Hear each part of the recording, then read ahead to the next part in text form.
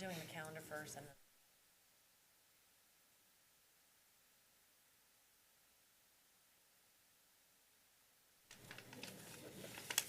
Good evening, and thank you for joining us for tonight's West Clermont School Board meeting.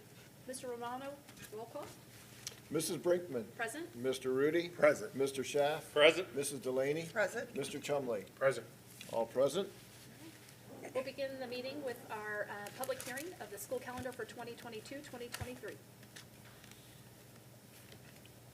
Good evening, members of the board. Item 2.01 is a public hearing for the proposed 2022-2023 school calendar. Ohio Revised Code.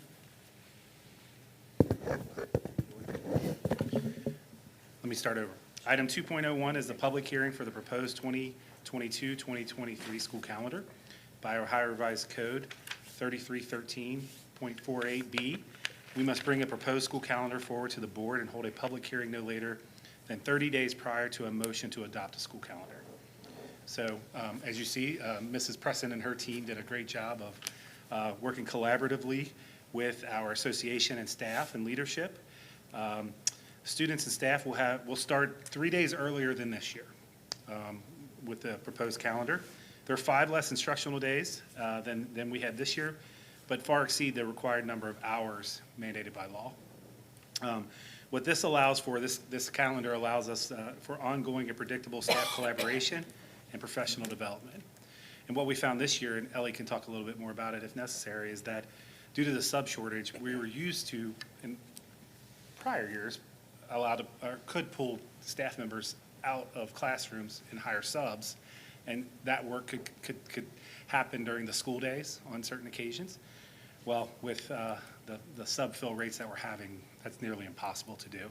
So we built a calendar that allows for predictable, like I said before, staff collaboration. As you can see too, some of the feedback we received, fall break. There's a fall break, there's a winter break, and there's a spring break, and we still get out before Memorial Day. So.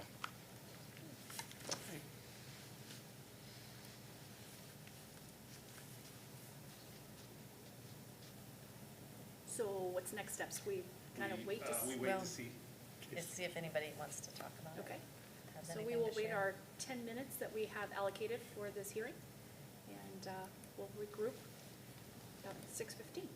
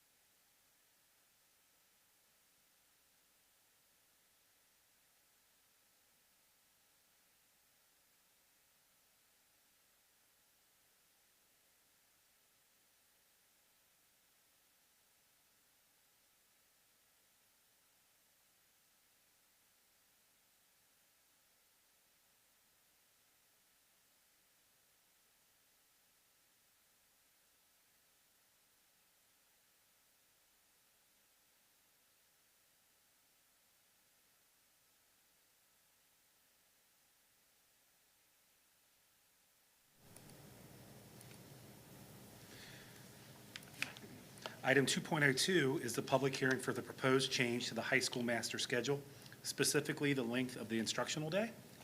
Mr. Gephardt will give a detailed presentation later this evening, followed by a motion seeking approval of a formal resolution allowing West Clermont High School to begin a revised high school instructional day on January 26, 2022. The revised instructional day will provide increased time for instructor office hours, school counselor meetings, intervention, and enrichment. The instructional day will be from 7:45 a.m. to 2:35 p.m., and extra time, extra help will be from 2:35 to 3:05. And this is in follow-up to the presentation that Mr. Gephardt did at the building, opening it up to parents and such. So his presentation later this evening will include Yes. feedback from that Yes. presentation. Yes, ma'am. Thank you.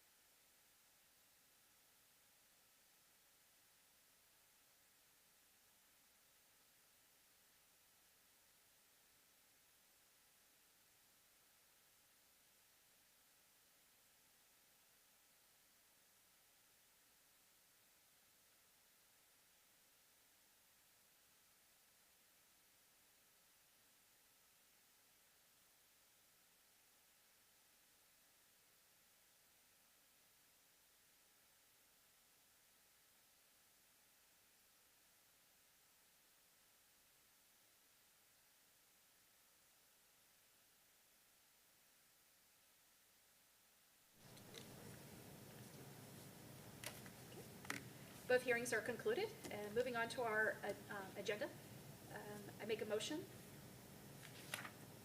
to withdraw to executive session for the purpose of considering the appointment, employment, dismissal, discipline, promotion, demotion, compensation or an investigation of charges or complaints against a public employee, and to consider confidential information related to the marketing plans, specific business strategy, production techniques, trade secrets, or personal finance statements of an applicant for economic development assistance and/or to negotiate with other public subdivisions respecting requests for economic development assistance, and ask for a second. Second.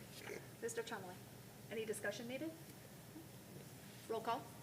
Mrs. Brinkman. Yes. Mr. Chumley. Yes. Mr. Rudy. Yes. Mr. Schaff. Yes. Mrs. Delaney. Yes. 5 yes. Okay. We'll go into executive session and rejoin public session at 7 PM. Thank you. Do we need a photo?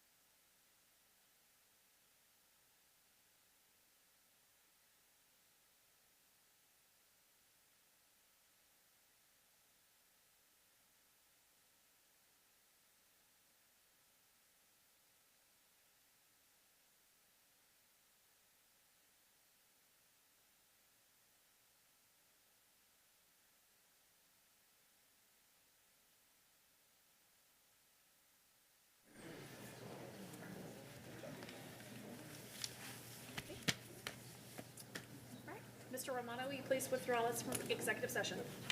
Mrs. Brinkman. Present. Mr. Rudy. Present. Mr. Schaaf. Present. Mrs. Delaney. Present. Mr. Chumley. Present. All present. Please join me in the Pledge of Allegiance. I pledge allegiance.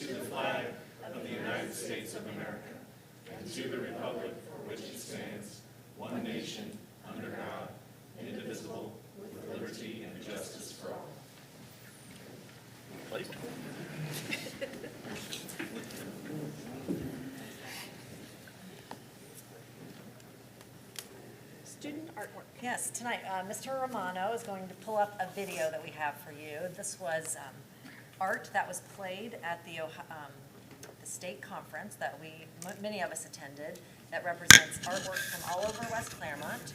And this video was put together by Tanny McGregor and Barb Kenny. And so today we thought we would kick off the board meeting with a celebration of the talent of our art students, and really, especially this year, be able to recognize that our elementary students were able to participate in this in big ways. So enjoy.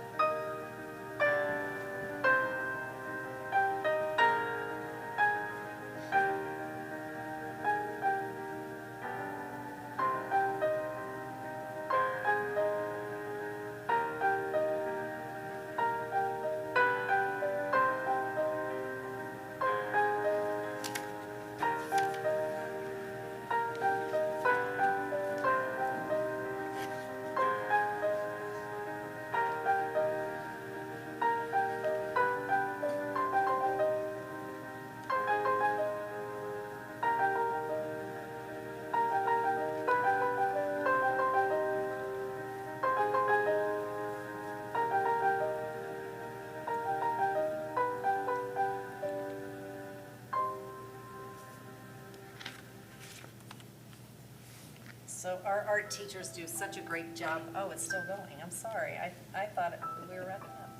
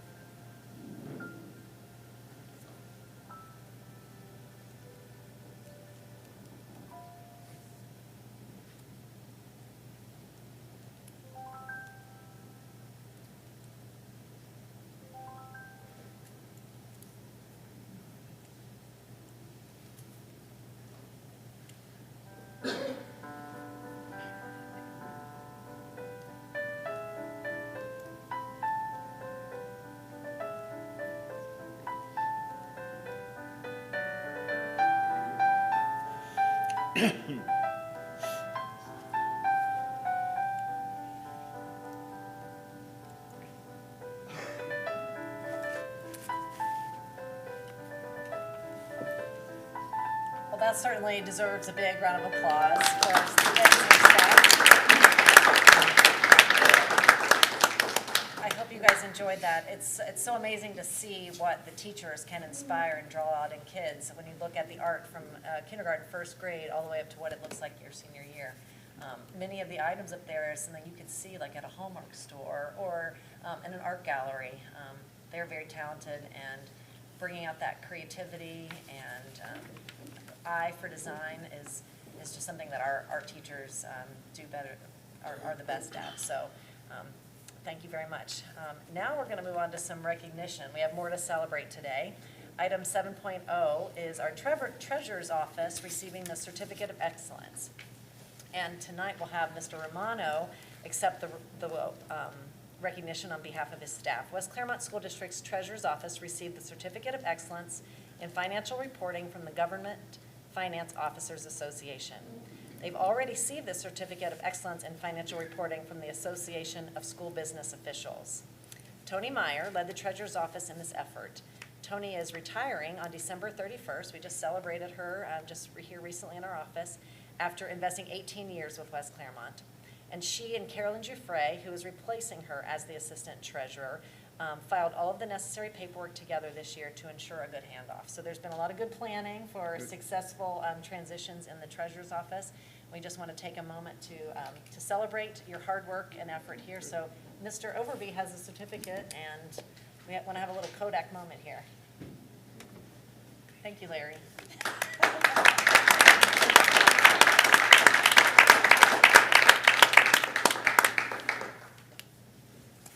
Thank you. you. Congratulations. And up next, item 7.02 is to recognize West Clermont High School for receiving the Gene Bottoms Pacesetter School Award. This is an award that's a national award. There's about 20 to 25 of these given every year. And it's out of the Southern Regional Education Board, which is a school improvement framework that we subscribe to here in West Clermont that is focused on meeting bold goals related to graduation, readiness, and credential attainment. And so it's always a continuous improvement effort that SREB supports.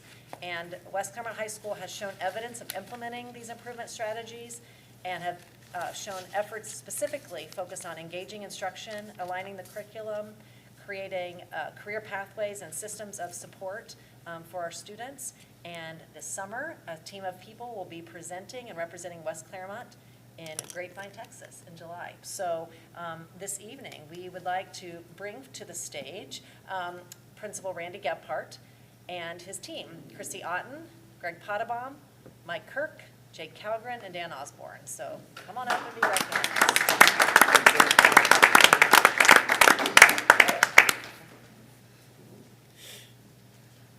We love that you wore the team uniform tonight. You guys are looking very like a team, very nice and unified. And obviously, you guys are accepting this on the entire school because it definitely takes a team effort to pull off these kinds of awards. So congratulations and thank you on behalf of your whole team.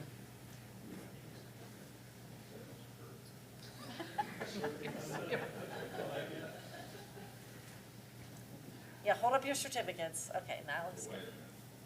Make sure the right side up.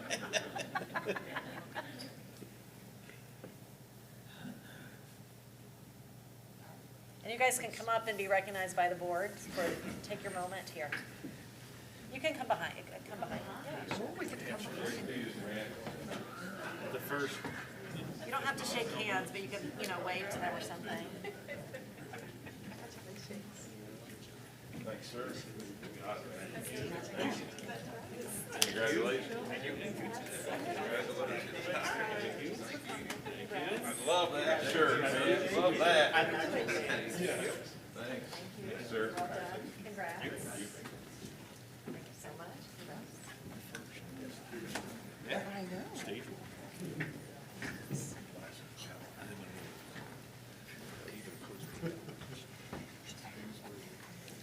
I would have to say that I think that we have the best high school staff in the state. You guys are awesome. I agree.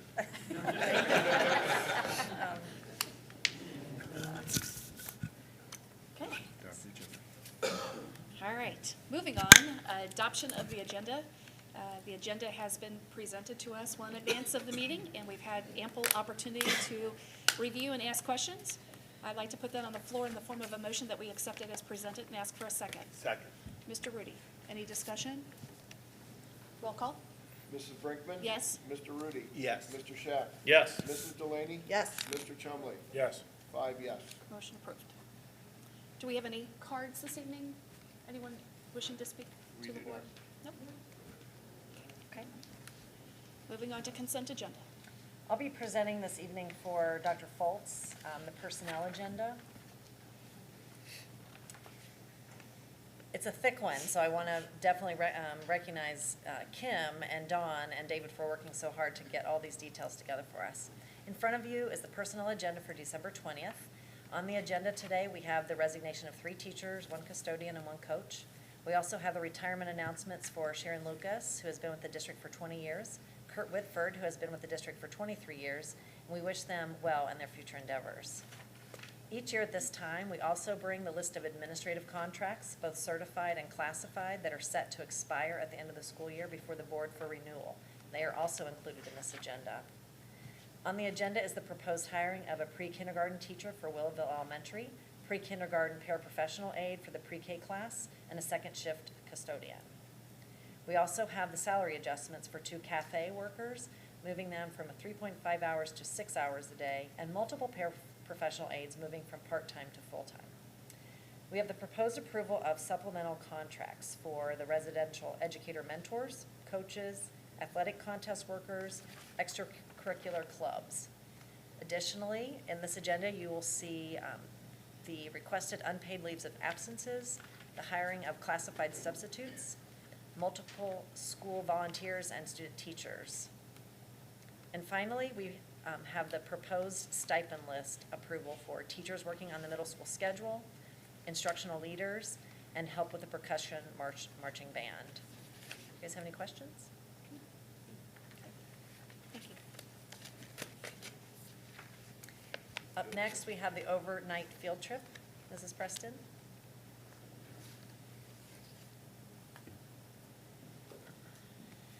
Good evening. Tonight, we're requesting attendance for an overnight field trip for our high school varsity cheerleading squad. They have qualified to participate and compete at the national level, so we're super excited about that. This competition takes place on Disney World property. They'll be staying on property. They'll have adequate supervision. All of the coaches will be there. Families are responsible for providing their own transportation to and from. And cheerleading, students are working on fundraising and other ways to be able to, pay for their trip. So this is something they've been working hard for, and we're really excited to qualify to compete there. Any questions?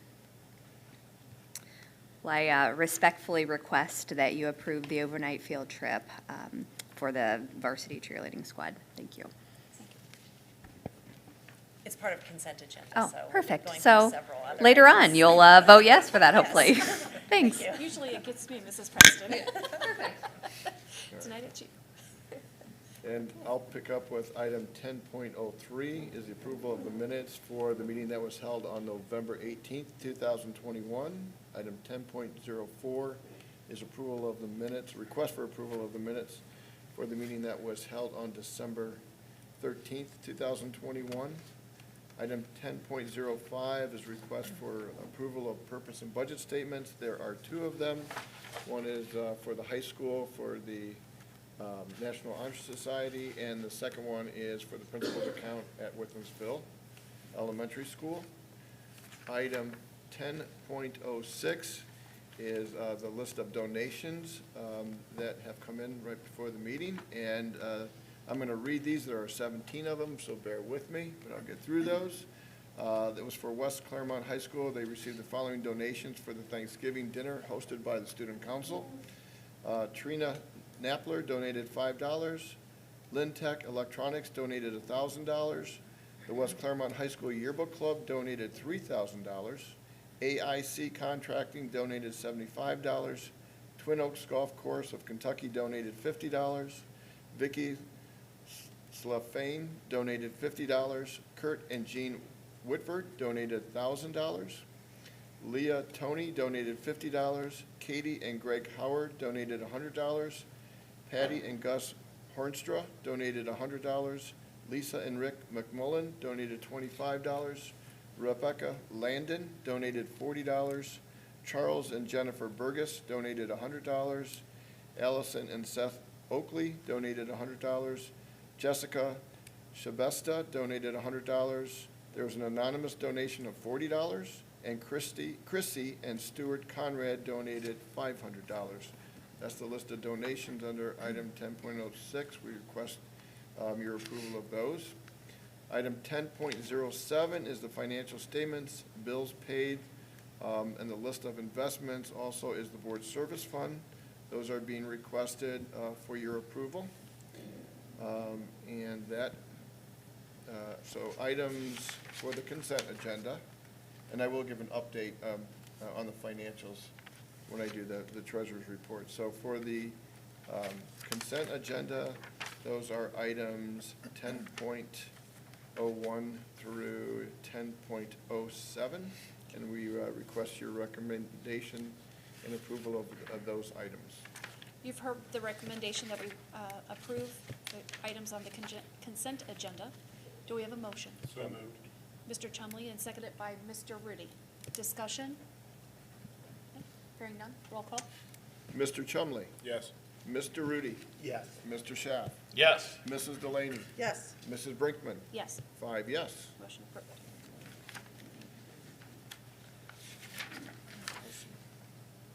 Item 11.01 is the second reading of policy and approval. Mr. Overby is going to bring both policy items to you this evening. Hello again. Item 11.01 is the second reading of the proposed changes to 31 policies brought forward to you at the November 22nd meeting. Highlights of these policies include public participation at board meetings, clarification of who can carry a weapon on school property, updates to hazing, PBIS, and student mental health requirements, enrollment of students whose parents are active in the military, human resources, teaching and learning, finance, and transportation. The superintendent respectfully requests the approval of the proposed updates to the West Clermont Board of Education policy as presented, including revisions made to policy 0169.1 following the first reading on November 22nd, 2021. For the recommendation, do we have a motion? So moved. Mrs. Delaney, and a second? Second. Mr. Chumley, discussion? Roll call? Mrs. Delaney? Yes. Mr. Chumley? Yes. Mrs. Brinkman? Yes. Mr. Rudy? Yes. Mr. Schaff? Yes. 5 yes. Motion approved. Great, thank you. Item 11.02 is the first reading of two policies. One is policy 2260, and that's simply name and title changes. We did confirm board committee with our legal attorney, and it's okay to just to leave titles only, so that we don't have to bring forward policy each year, so. Dave's smiling. He's glad. We're both glad. We're all glad. We're all glad. So we'll continue with that process as we go through the policies. 5630.01 is the Neola suggested changes to the positive behavior intervention and support and limited use of restraint and seclusion policies. We brought those forward to the board committee at our last meeting. Just want a reminder that Mrs. Preston and her team conducted a comprehensive review of the 2000s over the past month, and everything is up to date or reviewed outside of the 2260 now, which is the one where we're taking names off the board policy. And there is no need for a motion on this since this is the first reading, and we'll come back to this after the new year. This evening, I would like to welcome Mr. Gephardt to do item 11.03 with his team, the West Clermont WC Your Future High School Update. It's a comprehensive update of the work they've been doing at the high school, and then he will specifically zero in on the proposed change that you'll be voting on later in the agenda. Good evening. Thank you guys for having us tonight. I brought our team, and they'll be coming up. Normally, you guys give me a lot of recognition at these meetings. And it's really not me, it's the guys over here and the teachers and everyone back at the school. And so I'm not going to talk a lot tonight, which I know you're going to find is odd, but we're going to let them talk to you as well and highlight some of the things that they're going to be working on as well. We started off with I need the controller, so let's start with that. So can you put that in presentation? He's trying. Right there. There we go. So we already started off with their first award, which we're very excited about that. Anytime we get a national award at the high school, that's something to celebrate, that's something that's special, and there's a lot of people behind the scenes that are putting in a lot of hard work for that as well. Especially our staff, support from our curriculum department, from Natasha, from the cabinet. That doesn't happen with just one or two people. So we wanted to thank them for that. The other thing is our graduation rate, which you're always going to look at that. I think that's the biggest award of the year. We continually want to get to 100% every year. We're moving that direction. Last year's numbers were the highest that we've had since we've been a school, and we continually climb up there, so we want to get to 100%. There wouldn't be a presentation without us talking about pathways. You know I'm going to talk about pathways because we want our students to have a focus when they come to West Clermont High School, and that is something that we live, breathe, talk about, and model every day at West Clermont High School. So our 3 E's with our enroll, enlist, and employ, we're continually seeing numbers going up. You've got some more numbers that are in front of you. You see test scores that when we started. We had one that we're at state average. Now, as a district, we're above state averages across the board. Again, a lot of work with our staff, a lot of work with our curriculum is why we're where we're at. So the other thing that I see a great improvement is the number of our students, not only that can apply to the Oaks, but get accepted to the Oaks, and that's part of our pathways as well. I celebrate that. We want our students to graduate with the skills. We want our students to graduate career ready, and we are showing great signs there as well. So you've got a lot more data in front of you, and we're going to talk a little bit about some of the things you guys are going to vote on as we move forward. Typically, we don't change the schedule mid-year. I don't know how many high schools have done that, but I don't have a problem being the first because we have a need. And if we have a need, then we need to activate a plan, and we put a plan together. And I think that as we move forward, we'll evaluate that plan and why we put it together and why we have where we're at. I've given you a lot of data. I've given you failure rates for the last 5 years. And unfortunately, we're seeing a trend because of what's happened in the last 18 months. And we're seeing an increase, and we feel as though we've got to activate something now to help our students be successful in the classroom. The problem we have now is our students don't have an opportunity to see their teachers during the school day, and we want to implement that at the end of the day. So all of our students, especially those as well that have after-school activities, will still have an opportunity to go see their teachers. So we have put together a schedule that's, you know, at 2:35 will be a release time. I've gone through all the specifics, and we can, you know, I'm sure I can answer questions on that as well, giving you the information. But I think what's most important for this is that we're not lowering expectations, we're actually increasing expectations. And I think you have to put that in mind when we start to think about our school day and the amount of minutes, of instructional minutes that we do have. Even with this change that you'll be voting on or presenting tonight, we'll still be the second highest of those schools that I looked at, even with 25 minutes less. And I still think that that's what you have to look at. Instructional minutes, sometimes more is not better. And I think we have to provide opportunities for our students to get the supports that they need while we have them in the building as well. So you're going to see that as well. So I wanted to give you that information. Of course, we couldn't do this without input from all of our stakeholders. Believe it or not, students are really in favor of this. I know that's not shocking. But still, we had, 86% of our students they could benefit from this. Parents, we were at 75%, and we had a parent meeting the other night where we had parents that came in a work session as well and gave us ideas, and really some good ideas that we'll carry on past that meeting and we'll implement. And then staff were overwhelmingly as well.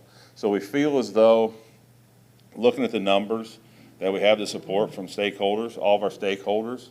As you can see, some of the things that they've identified as important to them from both our parents, from our students and our staff, where we think that we'll be able to provide some intervention during that time.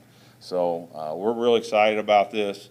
It's going to be something that we're going to look at. We're going to collect data, and you will hold me accountable to bring that data back to you to see if this is effective or not at the end of the year.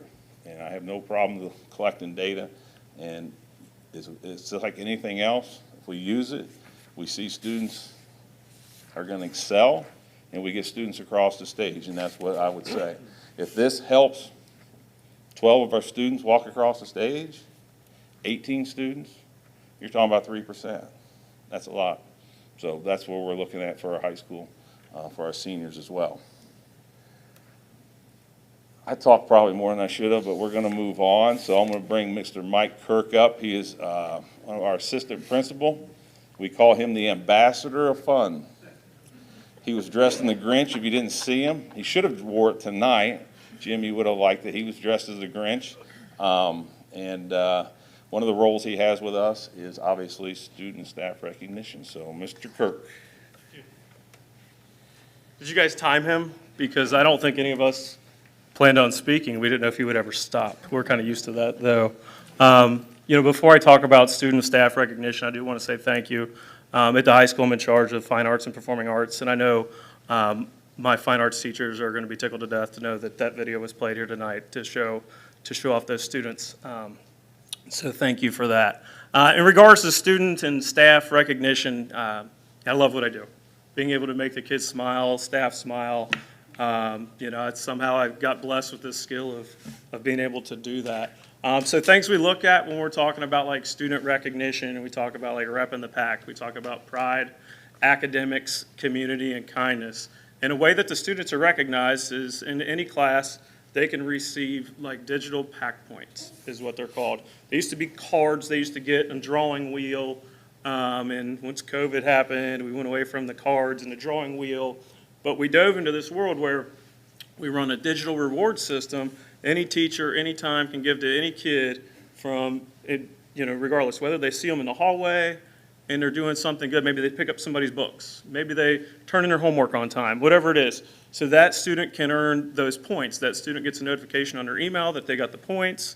And then we have a virtual store, digital store, that they can buy items in. And the team that I work with in my hallway also helps deliver those items during Fridays. So they manage it, they inventory it, to deliver it. Comes everything from water bottles to T-shirts to Nutter Butters, as long as Mr. Osborne doesn't eat them all, chips, whatever. Just basic things that kids, when you look at, if I could promote positive behavior, kids always want something to eat or drink.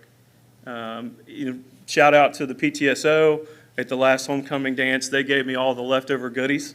So it stocked the store as well as it's ever been stocked, and we've been really blessed to use that stuff thus far.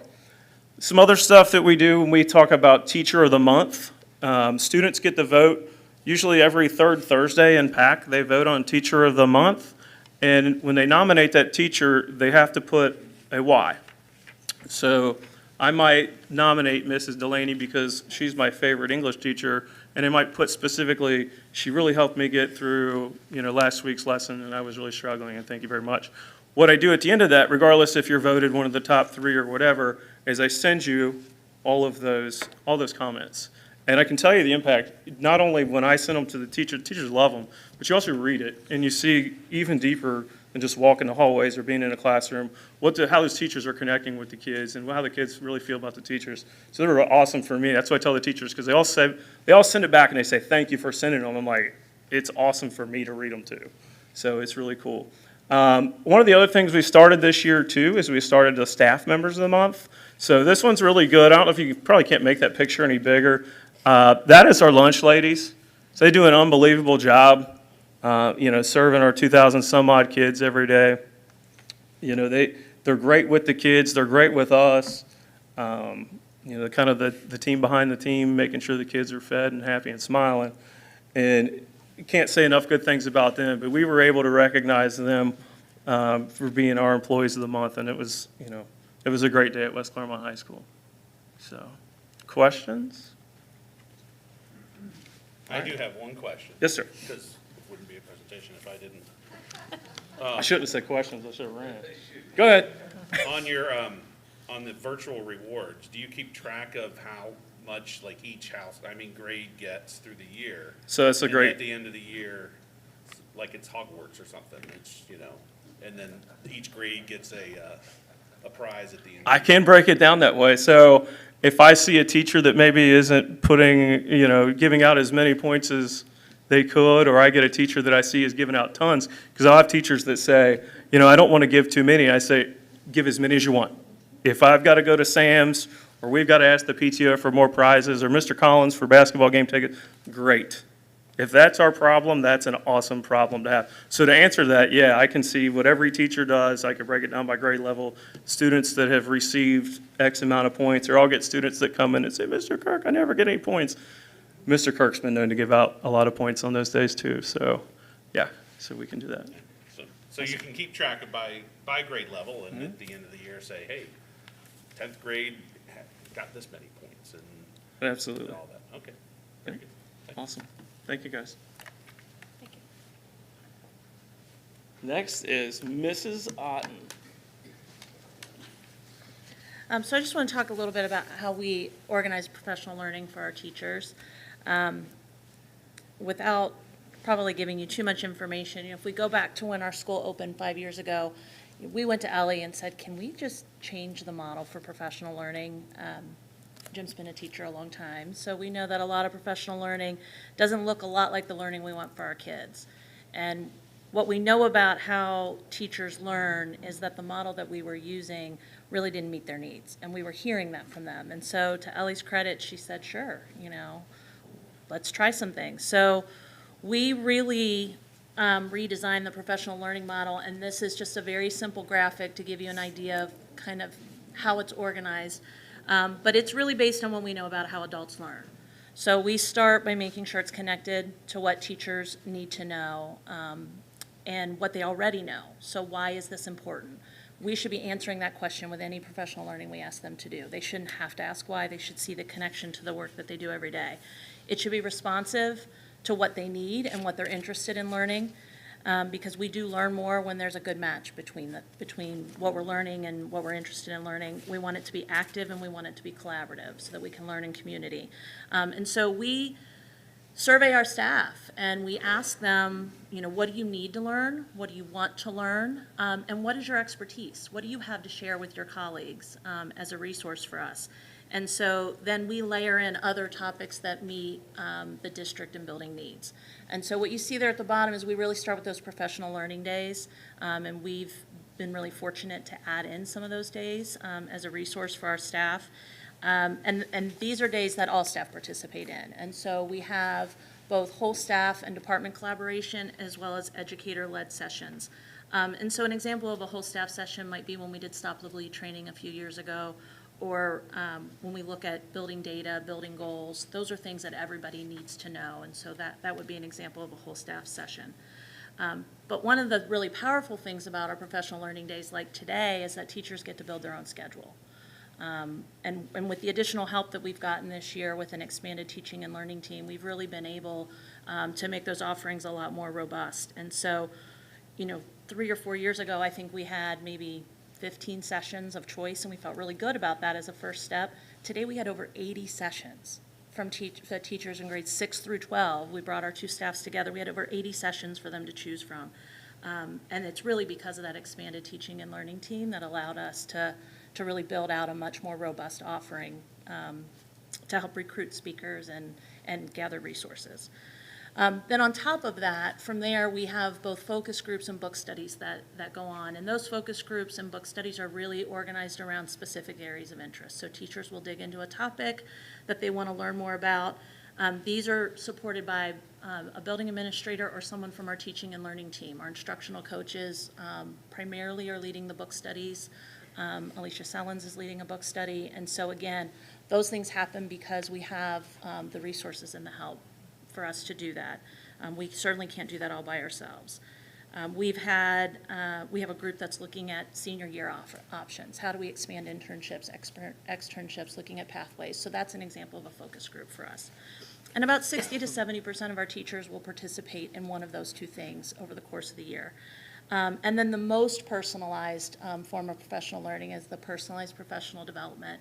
That's primarily coming through the work of instructional coaches. So having Angela Fallhaber in the district full-time this year has really allowed us to offer that to more teachers, and they love that work that they do because they get to choose their own goals. So that instructional coaching is tied to building and district goals. It's tied to something that the teacher really needs to work on. And so it's highly differentiated to meet their needs. And a lot of our accomplished teachers, they need something different. They need something that really is going to help them grow. Sarah Kaufman, in her role as an instructional technology specialist, is also doing some personalized coaching this year. And then to bring it full circle, those people that participate in that end up being the ones to lead sessions on those professional learning days. We really tap into that resource. So they've benefited from working very closely with an instructional coach to develop good models of teaching, and then they share that with their colleagues. And so that's a resource that pays huge dividends, not just in those classrooms, but across the staff. And it really allows us to compound the impact. And so our whole model of plan, learn, practice, and reflect is a constant cycle. We plan for those professional learning opportunities. We learn together in community. Teachers go into their classrooms and practice the strategies that they've learned from the people who teach the same kids in the same district that they teach in, so they know that it will work. And then they reflect, how did that go? And then we come back to the drawing board again. And so at the end of the day, tomorrow, for example, there'll be a survey. And we'll ask teachers, what were some sessions that were really powerful for you? Was there anything missing that you would like to see included the next time? And we use that information to help us improve. And what we hear from our staff is that they love the flexibility in these days, and they feel like it really does meet their needs. So, thank you. I hear very nice things about the professional development for the high school. That's good. I'm glad to hear that. Next is Mr. Potabom. He's going to talk about math. Make that sound so delightful. I'm going to talk to you a little bit about Algebra 1, and I know that sounds like kind of an odd topic to talk about because it's a ninth grade curriculum, but the changes to the high school graduation requirements in Ohio have made Algebra 1 an extremely high stakes test. The two tests that they have to be competent on, Algebra 1 and ELA 2. And where does everybody struggle in school? It's in math. And so we've had to make some big changes to the way that we're scheduling the Algebra 1 classes and the way that we're teaching our Algebra 1 classes, because our kids have to be competent. The big scores that you see on the end of course or the state test are proficiency, but what you're really looking for is competency, because that competency score is what gets the kid across the stage. That's what qualifies them for graduation. So we need as many kids competent the first time around, and then if not, the second time around. So with the help of Ms. Otten, we decided to kind of change our high school math schedule, and especially our Algebra 1 teachers. We picked out a group of teachers that worked really well together. We gave them the first 4 bells of the day to teach Algebra 1, and then we gave them a common plan bell so that they can make adjustments, look at their data, and do what they needed. So what they did is they took all their kids last year, and they had them all for the first quarter. At the end of the quarter, they regrouped them and put them into kind of different places based on the kids' ability level. And it allowed, some groups to soar and some groups to pump the brakes and some groups to kind of figure out where they were. They were all working through a common curriculum. Some were just working through it faster than others. And what it got us is, it got us a very high competency rate compared to where we were in the past. And our proficiency rate is 30% higher for our students in the building than it was when we started 5 years ago, or 4 years ago. So when we started, if you look back at the old data, I think if you blend the two schools of Glen Estee and Amelia, our proficiency rate was right around 30%. With the kids in the building last year that we were able to use this model on, we had almost 60% proficient, which is great. And then we're 81.54% competent. I really have to say this is the work of 5 Algebra 1 teachers. It's Sarah Cook, Kelsey Cook, Andrea Cooper, Abigail Sattler, and Claire Smalley.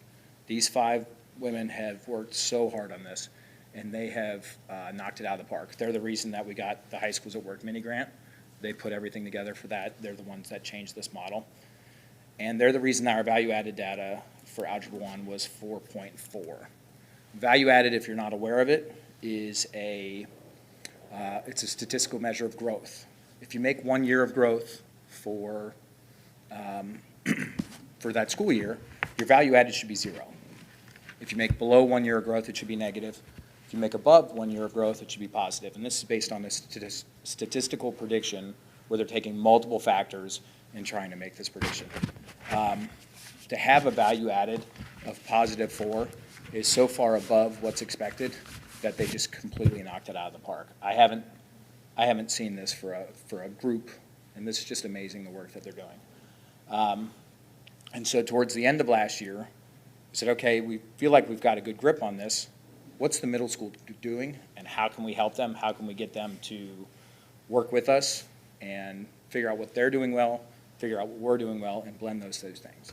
So I called Mr. Hudson, and we brought a team of teachers together, went to the middle school, a couple came up to the high school. We talked together, we sat down, we aligned curriculum between the middle school and the high school, because Algebra 1 should be Algebra 1 in both buildings, and hopefully we're giving the kids as many opportunities as possible. The goal is after this year, we'll look back at our data. Every student that has not reached this competency rate, that isn't on track to graduate, is going to take some form of remedial course and get enrichment or intervention to get them to that level. The more kids we get competent at the end of their freshman year, even the end of the sophomore year, the more kids get across the stage. And we have to get as many as possible, so we're just going to keep working through this model and trying to make tweaks. The great thing about the team that I told you about that's in place is that they look at the data every day, they work through the data every day, and they use it to guide what they're doing. So if there's a mistake, they fix it. If something's working well, they share it. And it's such a great model that I think hopefully we can get most of our high school staff to jump on board with, because these teachers are really working as a team, and you have 5 people working as one, and that's why their results are as strong as they are. So hopefully we can keep this momentum going and keep this strong data going in the right direction and just keep improving upon our successes. Thank you. Next up is Mr. Jake Colgren.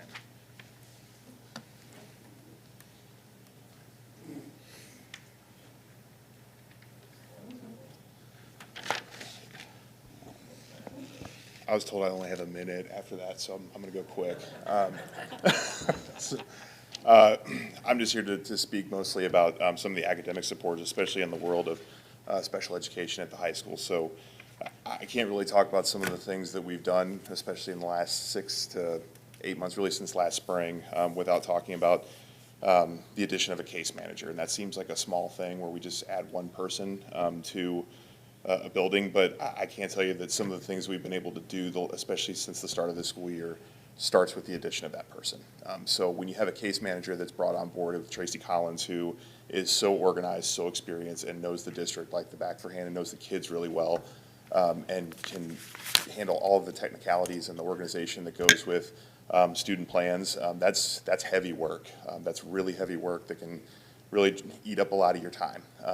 So having someone like that in our building allowed, as well as some streamlining and kind of some consolidation with evaluations and communication within the department, allowed us to kind of form a team within the high school with myself as the administrator, our special education supervisor, Scott Horsemeyer, and of course, Tracy. So having sort of a consolidated team around some of these academic supports has really allowed us to it's put us in a position where we can really accelerate some growth with our students in the building, with our students with disabilities in particular, and especially those with plans.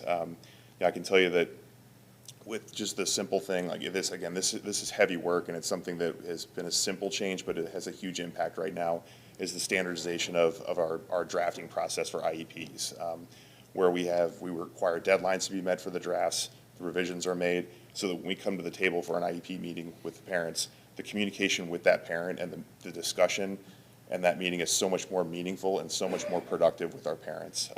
So that's something that we've been really excited about, and we're seeing kind of the fruits of our labor already with that, with just a simple thing like having a draft and getting revisions and having a process in place for that. The other thing that having a case manager in place has allowed us to do is put myself and Scott in a position where we can really focus on some of the instruction that's going on. We've been able to kind of take this 30,000-foot view, since we're not weighed down with some of the heavy work of IEPs, because our case manager is doing such a good job with that, to where we've been kind of developing a framework for specially designed instruction. So by having an instructional framework to be able to target some of these high-yield interventions within our students with disabilities, we're already starting to see a big impact with those students, and we expect some big-time growth and big-time achievement out of our kids with those changes. The other thing it's allowed us to do, and something that has been a really big change and big impact for us, is to be able to explore kind of a model for developing services for our kids. So in terms of, especially with collaboration with our gen ed teachers and our intervention specialists. So the term that Scott likes to use is co-plan, co-serve. That's been something, but really what that is just really being intentional and really being able to create a structure and a framework and a model for delivery where we have general education teachers and intervention specialists collaborating constantly and in constant communication with each other. So having that framework in place and just having some of these changes that we've made, we're expecting some big changes from that population of our students, but all of that has been made possible because we now have this case manager in place. So it's been something that's been a small change, but it's something that we have big time expectations for, and we'll definitely see some growth and achievement from that segment of our students. So was I under a minute? Okay. A little over, okay. All right. I'm gonna hand this off to Dan Osborne, our Dean of Students.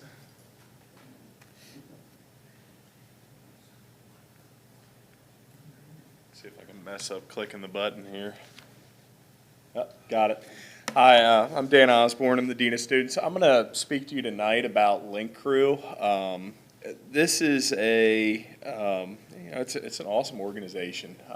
If you take a look at just the sheer size of it and what we're able to incorporate and what we're able to offer to our students, not just in the ways of helping students transition from middle school to high school, but also helping our upperclassmen and providing them with leadership opportunities and giving them the experience of being able to give back. It's a very special thing. What is Link Crew? When you look at Link Crew, I think it's kind of taken a couple different faces over the last couple of years.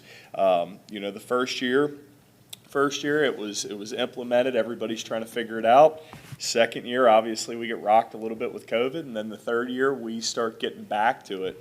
And what was really neat this year, we did a two-day training to train these Link leaders over the summer, which there's 110 junior and senior students that are involved in this organization, 16 faculty members, 2 guidance counselors.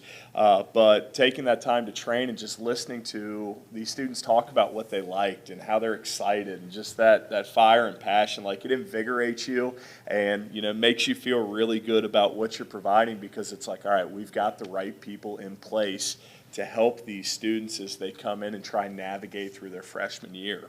And within the navigation, I mean, you're looking at it. The Link Crew is going to set up freshman orientation. So the first faces that these freshmen are going to see are going to be these junior and senior students, and they're going to be the ones that are going to be able to talk about these experiences that they've had, talk about what it's like to be a West Clermont High School Wolf. And then throughout the year, Link Crew helps out with doing activities during, little monthly, at least monthly is where we've been with it, monthly, times where they slide into pack periods, icebreakers, getting to know you, team building, providing guidance, mentoring, basically just giving back. And students really get to these freshman students get to be a part of the school community. And I think the assimilation into it comes really, really quick just from what these students are able to provide. And it's my hope with it, with this organization as it keeps going, that we're going to find students here in 2 years that are freshmen now that say, man, I really like, Tim or Lisa. They gave me the opportunity to kind of find myself and to, set my feet as I got here. And that's really what the organization's aiming to do.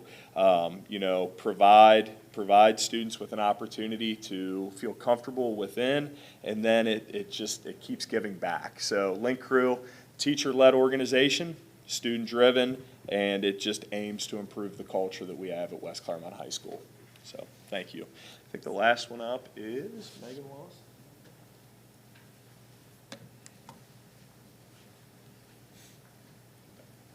Hi, it's so nice to see all of you. Okay, so I'm going to bring us on home by saying just how deeply committed we are to our North Star, our Portrait of a Graduate, and helping our students create the lives that they desire. We really want to not just prepare students for the future of work and for the future in the world, but to be prepared to make the world better for themselves and for all of us. And so you heard Mrs. Otten touch briefly on the fact that we're hoping to expand our internship opportunities, our externship opportunities, and those are just a couple of examples of ways that we're working to expand opportunities for students in the areas of community and career and workforce readiness. And so I'm going to touch on just a couple of things that we're really excited about that you'll hear about in board updates and that will be up for approval later in January in our program of studies. The first is our teachers have been so hard at work in our math course of study. And we are thrilled and delighted by a couple of new courses that the state of Ohio has that we will tell you more about later, but I'm just going to give you a little sneak peek. 2 of these courses come from the fact that recent research indicates that the idea that we need to prepare all students for calculus is a bit antiquated. There's only a small percentage of students who are likely going into careers where calculus is a need for them, and we certainly want to keep offering it so that we have that opportunity for those kiddos. However, we want to make sure that we have mathematics available to students that prepares them for a broad range of careers. And so 2 courses that we're looking at, one is advanced mathematical modeling and reasoning, and the other is Data Science Foundations. So we'll be hearing a little bit about those two courses that are very hands-on, interactive, and very much so preparing students for a broad workforce and a wide variety of careers. And then there's two programs that I want to briefly mention to you that we're super, okay, jump over the table, excited about. We're just so pumped. The first is a Teaching Professions Academy. This would be taught by a West Clermont teacher. It's no secret that there's a shortage of subs and teachers across the nation. And so we think some of the best humans in the entire world are right here in our community, and that includes our kids. And so we would love to create an opportunity for kids to explore teaching as a possible profession for them and have it actually get out there and even serve in our elementary schools at an even deeper level than we currently are doing with some of our awesome programs now. And so that's one thing that we're looking into that we're going to share more with you about in January. And the other is UC's Early Information Technology program. There are careers booming in the area of information technology.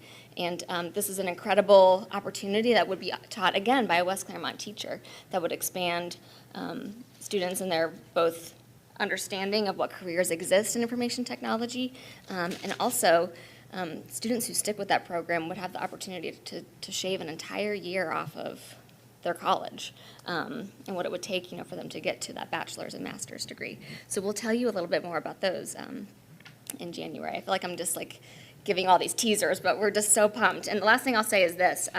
This is such an amazing team. I'm so energized being at the high school and being with the staff and with this administrative team.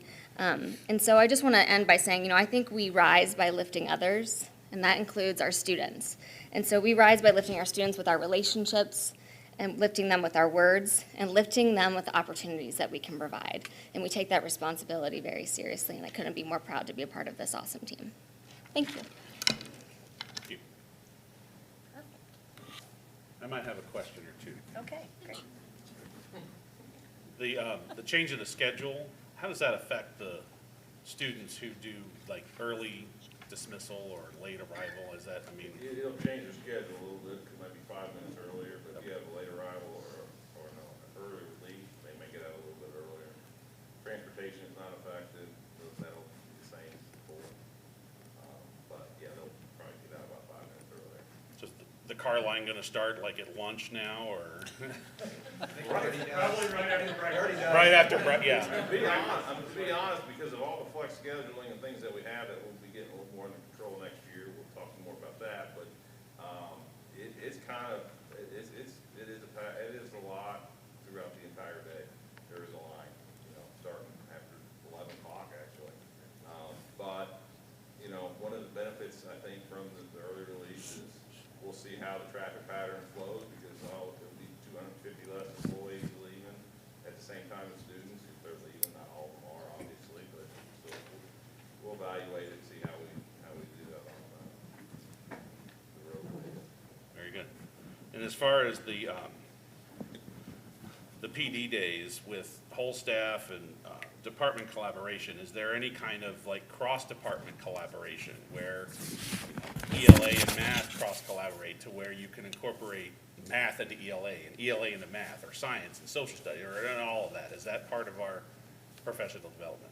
It's for sure part of the teacher-led sessions, because teachers from across the building, regardless of what they teach, are sharing strategies that people in other departments are benefiting from, and then it has led to people getting to know each other outside of their departments and following up.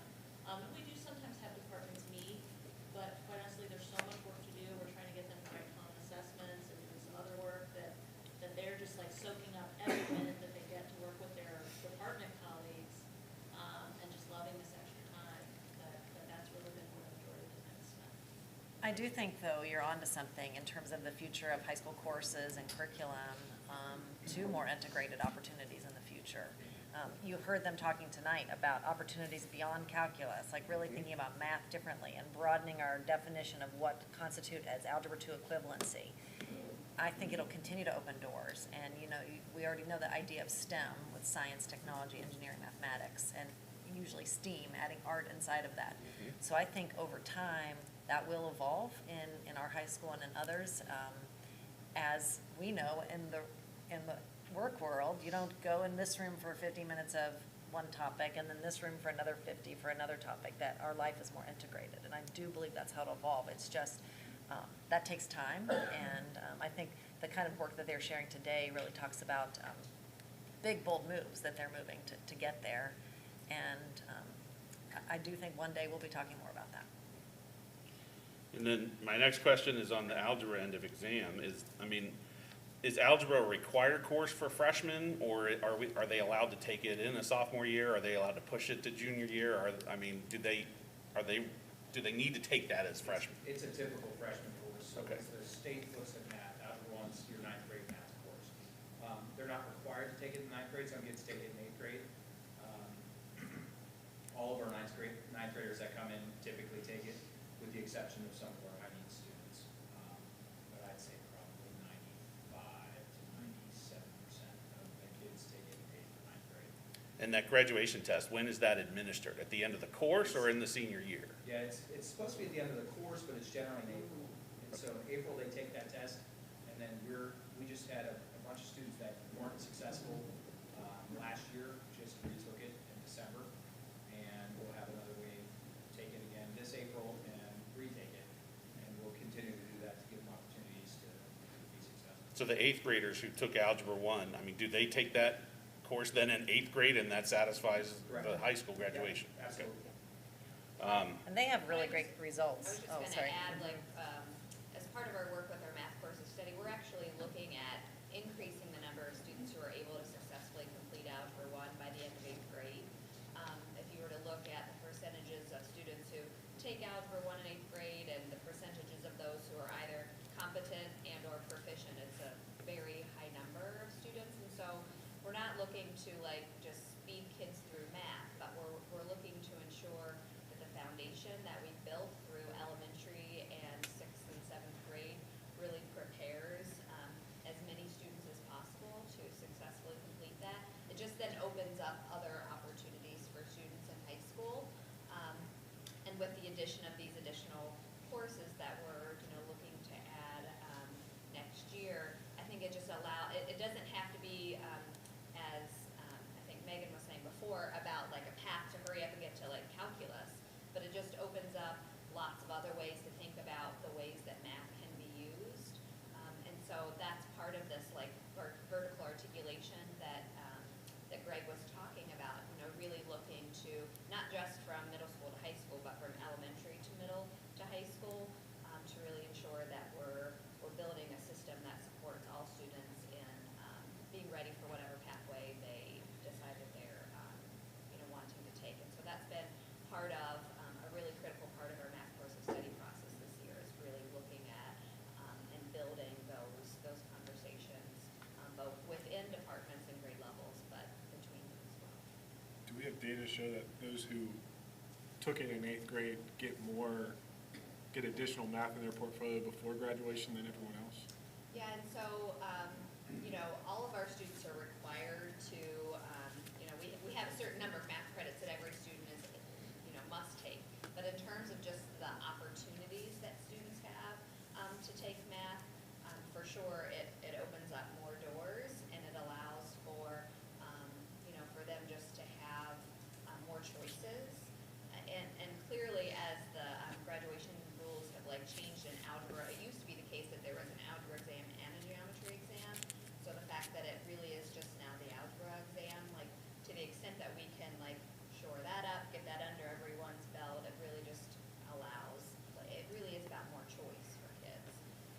And, across the nation, there have been all sorts of studies around, students who are able to successfully complete algebra in eighth grade, the likelihood that they go on to do other, sorts of things over the course of their career, it's highly correlated with other success factors. And so, that's also something to consider, not just math courses, but just other things that, that come with successful completion in eighth grade. So, we're always looking to try to increase those students.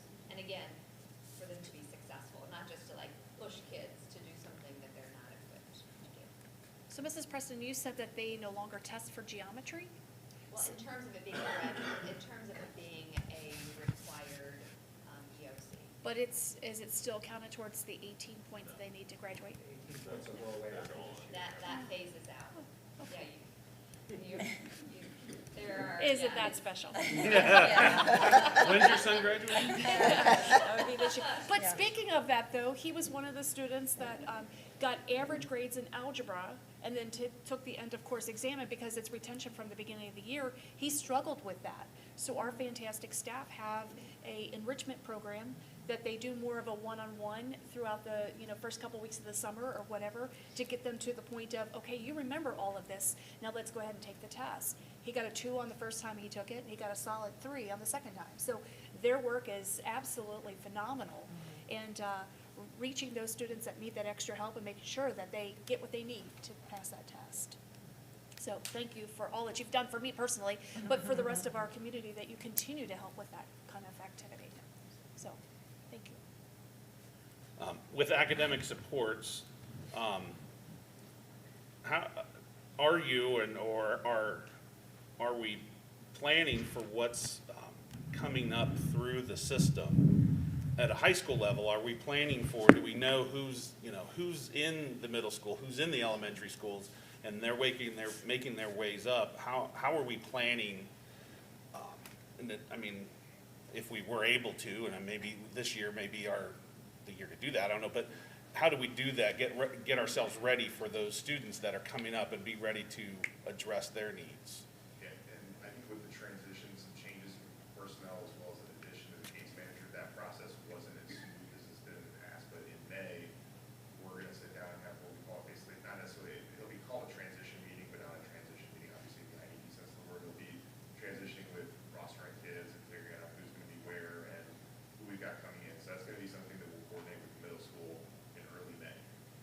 And I would also add, that's why we're doing all the work around PowerSchool and our student information system, to have data systems like Performance Matters and Unified Insights that make all that data literally at your fingertips, real time, a day behind, essentially.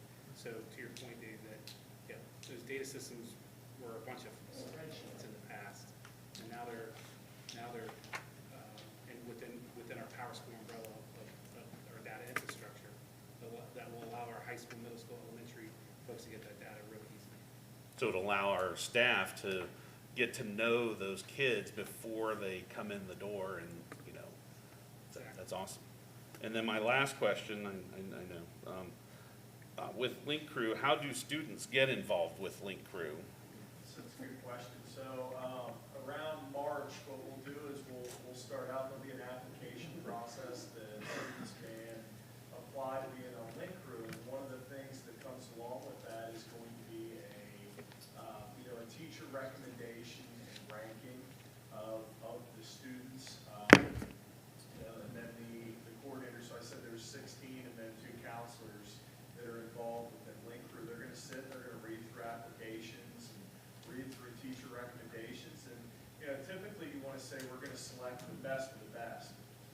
We want the best possible individual that can be in on that organization, which means we're trying to encompass and be as inclusive of every student that we can get, whether, it's a straight A student or a student that's just passing by, because we want to be able to provide for these students that are coming in and be able to have somebody that can relate to them, that can discuss things with them.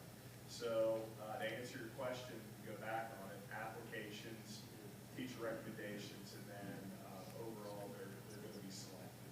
And then you kind of answered my next question about that was, is it kind of, I just made a note of cross-cultured. Is it, you have some students from athletics, you have some students from student council or from academics or arts and stuff. I mean, is it a big blend? It's so neat to see them when they come through training because they get along. Everybody's there for the same goal, and it just to see that inclusion, just that connectedness it's a really neat thing. We want to be able to have a voice for every single student through this organization. And do current year freshmen have the ability to be involved with this? Because if you're bringing in an 8th grader, who may know that freshman because they were a 7th grader before that, having a familiar face, are they available to participate? To be a leader, not at the moment. Just current juniors and seniors are what we select from. Right? Okay, Very good. Does- And- oh, Go go ahead. ahead. No, go ahead. Does the number of Link crew members, is that a solid 16? It's always that way? Or, say next year, we have an incoming freshman class of 700. Would you add more Link crew leaders to meet that need? Yeah, the 16 that we have, that's gonna be on faculty members that are they're gonna be coordinators for these Link crew leaders. We have 110. I mean, we honestly, last year, I don't believe that we turned away anybody that applied, just to get the experience and get the training, because we had a heavy number of juniors that applied to be in on it. To satisfy the need, we can go, I believe, upwards of, I think the number that, when I met with, because Andrea Cooper is really the teacher that's in charge that runs this. She said 160 is kind of our top with what we can put out there. And that's really just in correlation and in relation with the amount of PAC classes that we have freshmen in. We don't want to have too many, but we definitely do want to have some. I've heard a lot of positivity from both parents of seniors and juniors that are leaders, and then a lot of freshman parents that have been very complimentary on the program, that they feel that that's helped their introvert ninth grader be able to feel like they're a part of the bigger program, and made that transition much easier. So thank you for all of the efforts in that area. Thank you. Anything further from any of us? Well, Dave, I will just add, to give them a little more credit than they were even giving themselves when you asked the question, are you guys kind of planning ahead for the freshmen that are coming? It's not so much like knowing Johnny's name and exactly what he needs, but all the moves that they talked about tonight are responsive, more reflective and agile. And high schools, you don't usually use those words to describe a high school. You think tradition and schedule and rigidity, and they are everything but that. As they continue to evolve and grow and be really responsive to the unique needs. The math example, for instance, is that's not just something that you just get out of thin air. Like that, it's impressive work that has taken lots of creativity from their staff as well as those teachers to dig in. And it really is showing results. That number 4 that Greg was talking about, like it just doesn't happen. I mean, you're lucky to get a 2 sometimes. And so absolutely incredible work. Well, and you would expect that from, or come to expect that from a high school that has a 600 student total, as opposed to 600 in just one grade. And the size, we're really showing how size doesn't really matter in this instance, that, we're taking care of the kids, so. Well, and I would say, and I give this is true across the board at all levels, but we saw it illustrated here tonight. The professional learning that they do is designed for the teachers to have an experience that they might replicate in their classroom. So if you do a one-size-fits-all professional learning, that's what you're going to get in classrooms. And they keep challenging and pushing themselves to diversify and offer new things, because if you don't experience it, you can't lead it. And so that's where I think a lot of the great changes are coming from. So. All right, 11.03 is the resolution to amend the instructional day at West Clermont High School. Mr. Overby is going to bring that forward to the board to vote on tonight. And if this passes, this would go in action in January on the 26th. So item 11.03 is the resolution to amend the instructional day at West Clermont High School. If approved, the resolution will change the instructional day from January 26th until May 26th. 2022, or to believe 2022, which is the last day of the school for students. The revised instructional day will provide increased time for instructor office hours, school counselor meetings, intervention, enrichment, and many other opportunities. The instructional day will be from 7:45 a.m. to 2:35 p.m., and extra time, extra help will be from 2:35 p.m. to 3:05 p.m. The proposed change will still result in at least and exceed the 1,001 hours of instruction required by law. So the superintendent respectfully requests the approval of the resolution as presented. You've heard the recommendation. Do we have a motion? So moved. Mr. Chaffin, a second. Mr. Rudy. Discussion? And this is just for this year, and then evaluate for. Yeah, the idea is that we would evaluate it. the sense is that it will probably evolve and be tweaked, but this concept, we want to test it. Gotta start somewhere. Yeah. And as a parent, I was a little hesitant on the idea. I shared that with Mr. Gephardt, and we talked through that. I think the timing is a little bit making me nervous. However, he has implemented this concept elsewhere, and it's proven to be effective. So where my hesitancy or my reluctancy was a little reserve, I have to have confidence in Mr. Gephardt and the process, and I think it's a fantastic idea. So thank you. All right, nothing else, right? Roll call? Mr. Schaff? Yes. Mr. Rudy? Yes. Mrs. Delaney? Yes. Mr. Chumley? Yes. Mrs. Brinkman? Yes. 5 yes. Motion approved. Up next, for item 11.05, we have a diverse learners update brought to you by Dr. Amy Storr. And friends.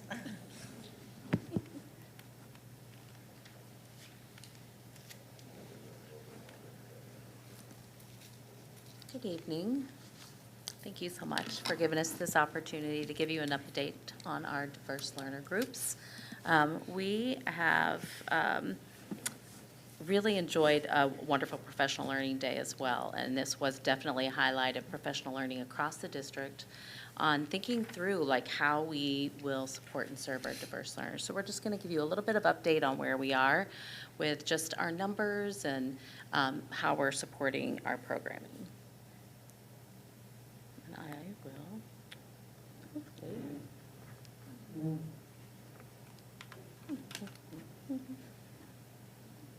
Make sure the thing on the side didn't get turned off accidentally. Yeah, it's working. Yeah, look at that. Oh, are you doing it? I did. Okay. There you Okay. go. She's got it. I got it, yes. So as you know, our West Clermont mission is every learner, every day, every way. You know, it's something we say, and we just say over and over, but as a teaching and learning department, this is a statement that we reflect on and we unpack on a regular basis because it is our work. It is why we're here, is every student, you know, every learner, every day, and how are we going to support them. We believe that all students can learn, and a lot of people say that, all students can learn. We truly believe that. There's passion in our department that we are the people that can make a difference in student lives. And we have complete and total faith in our teaching staff that they are the ones to make a difference for all students. So we know that all of our students can learn and succeed. We saw evidence of that in our art presentation, as I saw students that I know as English learners and students that I know as students with disabilities.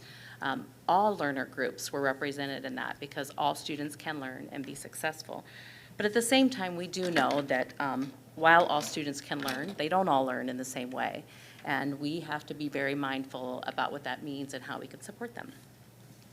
So I wanted to just first highlight a couple of our groups, our learner groups, our English learners. I know we've talked about this over the years. This group does tend to be growing. We currently have 189 English learners this year that we have supported and served in West Clermont. We still have over 17 languages represented in the district, with our major languages being Spanish and Uzbek, Gujarati, French, and Mandarin. So it's really not even just a population where like all of our students speak one language. We have English learners speaking multiple languages. And you might be thinking, wait a minute, 189, that's not the number she gave us a couple years ago, and it's not. We are growing. We had, I believe in 17-18, we had 136 students. In 18-19, there was a jump up to 170. We had 157 in 19-20, 170 last year, and this year 189. So we definitely are growing in our group of English learners. We have an amazing ESL teacher team. They're all TESOL certified, which is something we're very proud of. They are so devoted, just compassionate. They give everything they have to supporting those students. They, you know, something that people don't know, just like a little known fact, is that English learners and the work that the ESL team does with them, they actually have their own standards. They have language proficiency standards in the areas of reading, writing, listening, and speaking. And that is like the focus of our ESL team, is to be able to establish English language proficiency for those students, and they do an amazing job with them. I am sorry. So we also are going to represent and just highlight a little bit another diverse learner group that we often just talk about gifted students as if that's just the easy group to teach, but really they learn differently too. Like they really have their own unique styles and needs to support them in their learning. Our gifted program supports our gifted students with realizing their potential, taking risks, which is something that's not always easy, discovering creative ways to solve problems, and we currently have 875 West Clermont students identified in grades K to 12. Every year, and you all know that Tanny McGregor leads this team. She does an amazing job with our gifted teaching staff. They do a lot of great work for our students. Every year, our grades 2 through 8 have multiple opportunities to test into our gifted program and qualifying score. And then other grade levels and other times, students can also be referred for special testing. Currently, we are serving our gifted students in 4 and 5, grades 4 and 5. For the first time back in their home school this year, you know that for several years they were being served and supported by being transported to the high school. We're now supporting all of our gifted learners in grades 4 and 5 at their home school 1 day a week. And we've seen a lot of great success with having that gifted staff immersed into the building and being able to support other teachers as well, which also helps because the other identified students at the elementary level in particular, because our gifted ISs are right there in the building, they can support our teachers who have identified gifted students in their classroom by just providing some additional strategies for them as well. All of those students are cluster grouped. We have some tiered grouping support during our skills group time at the elementary. We have encore classes at the middle and high school, and advanced and honors classes and credit flexibility. So I wanted to then move on to special education. I'm just going to give you a little bit of numbers right now. This is not something we always do. But our special education by the numbers currently, we have 1,168 students who are preschool through 12th grade that are attending our current schools, our 9 buildings, that are identified as students with a disability. And you know that I've highlighted a couple times already, but I just want to highlight again. At the elementary level, we're seeing such an increase in the number of students with some significant special needs, like students with autism, multiple disabilities, emotional disturbance. I know that Tyler Lucas, a member of our team, highlighted that increase in the number of population of preschool students being identified as students with disability. And I loved your question when you mentioned to them, are you all anticipating? Because we do anticipate that this group of students that we're seeing an increase in numbers for will then move on to the middle school and to the high school. And it's really important that we all work together vertically to develop a plan for that. So we started at the elementary and the preschool where we were seeing these increases, and you know that we redesigned our specialized program over the last year to start this school year by moving our students into these programs that are designed specifically to meet their needs. And we have seen amazing success. Like everybody that we talk to that has students in these programs, that are teaching in these programs, are just inspired by the work that's going on. Our teachers are re-energized. They've had new learning and new training, and our students are really successful in these programs. We designed them at the beginning of this year. When we came in, we had 62 students that would be moving into these programs for this year. We moved from 8 programs at the elementary level to 12. And we have seen that our increase in numbers this year has grown substantially. So we are now with 78 students in these programs, and nearing full, to be honest. And these are not students that we've identified in the district. These are people moving in from out of state, from other countries, from other neighboring districts. But we do have a large number of students that are moving in with significant needs that require additional therapies and sometimes nursing care and sometimes mental health supports and therapy that are moved into these programs to provide their services and help them with their needs. So I do want to just you can't really even get past this when you think about programming. We talk a lot about those programs, but there's a continuum of supports that are provided to students with disabilities. Some of our students with disabilities spend the majority of their day in a gen ed classroom and have an intervention specialist supporting them there with some pull-out support for specially designed instruction. We have some people doing some co-teaching in certain circumstances. We have people that come out for a small period of time.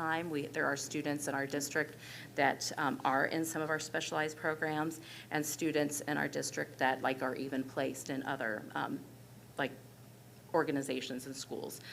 That number has significantly decreased over the last couple of years because it is our priority and our desire to serve our kids because they are West Clermont students. So we invite any one of those to come back as often as we can, and we've actually been able to entice a few of those back to our district and to our district schools. But again, I just wanted to highlight the work that our intervention specialists do. They have a really, really impacting job. I mean, they have an opportunity to truly change the trajectory of lives of students who otherwise may struggle in life. But because they can provide students with unique ways of learning and scaffolding, they have been able to just really see these students changed forever. We were able to increase, and I think that Ms. Adams mentioned earlier that we have increased some of our paraprofessional support, and that was definitely in response to the significant need that we're seeing, especially with students with some emotional needs and with some multiple disabilities. We've been able to do that this year. We always partner with Clermont County ESC, and we have some partnerships also with Hamilton County ESC in terms of just getting all the support that we need. We contract all of our related services through Clermont County for our occupational therapy, speech and language therapy, physical therapy, vision and hearing supports and services, because we have students with significant needs in all of those cases. We also have students that need private nurses and that need mental health support, so we work to make sure that we have that support for them as well. This year, we spent some time and realized that, one of the conversations we have a lot lately is we've had some instructional coaching provided for teachers who teach literacy and who teach math.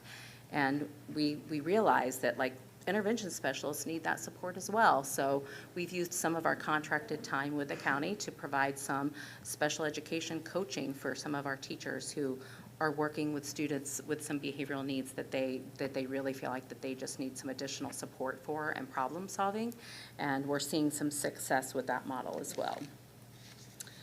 The only other thing that I did want to highlight, and it's not on here, but I want to make sure that you all are aware, as you all know, every year the district gets a report back from ODE regarding our special education profile. And this year, we just recently received our results back, so we did want to share that information with you. This year was unique. Usually, we're measured based on a trend of data. So it's like how many years in a row you've met certain indicators related to service, related to compliance issues, things like that, how we're serving our students with disabilities. But for this year, it was only based on last year. So that kind of makes everybody just a tiny bit nervous because we all know last year was not a typical year for learning across the state, across the district. And yet we were being held to the same targets and indicators that everyone has always been held to for special education. And we're very pleased with our results. We were given affirmation from the state that we're doing a good job, that we're meeting the indicators as they've been presented. We have no corrective actions to work on this year. We're still continuing to work on an indicator that asks us to provide a lower percentage of students who are taking alternative assessments so that we can make sure that all students are achieving, which is a little challenging when our population is more intensive in terms of need, but we actually moved that number and moved that needle and that indicator significantly this year, and we're very proud of that work. So I'm just very proud of our team and all those that were involved in making that happen. So I'm not going to read all that for you, but we wanted to highlight that, we have a team, and at the elementary level, we're doing something very unique. We have one team that works with all students. So this team of people at the elementary level work with our English learners, they work with our students with disabilities, they are our special ed team, they are our curriculum and teaching and learning team. They work with our gifted students.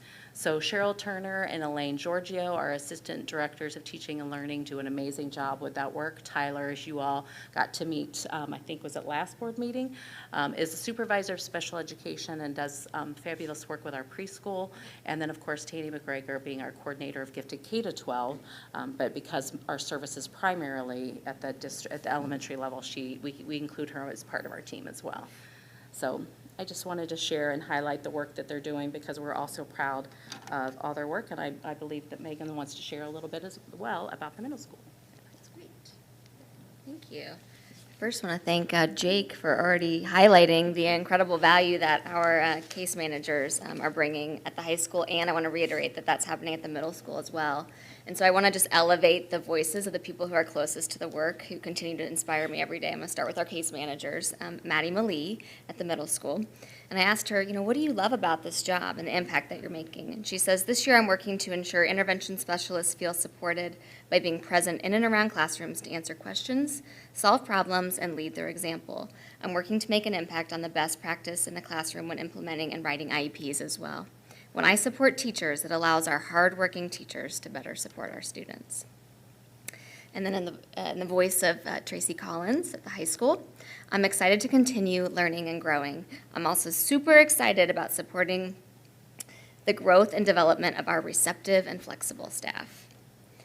I also want to thank Kim Hayden for being here tonight. She's our supervisor at the middle school, and I want to reiterate the incredible impact our supervisors have in their leadership roles in evaluating our systems and ensuring that our programs are meeting the needs of all of our students.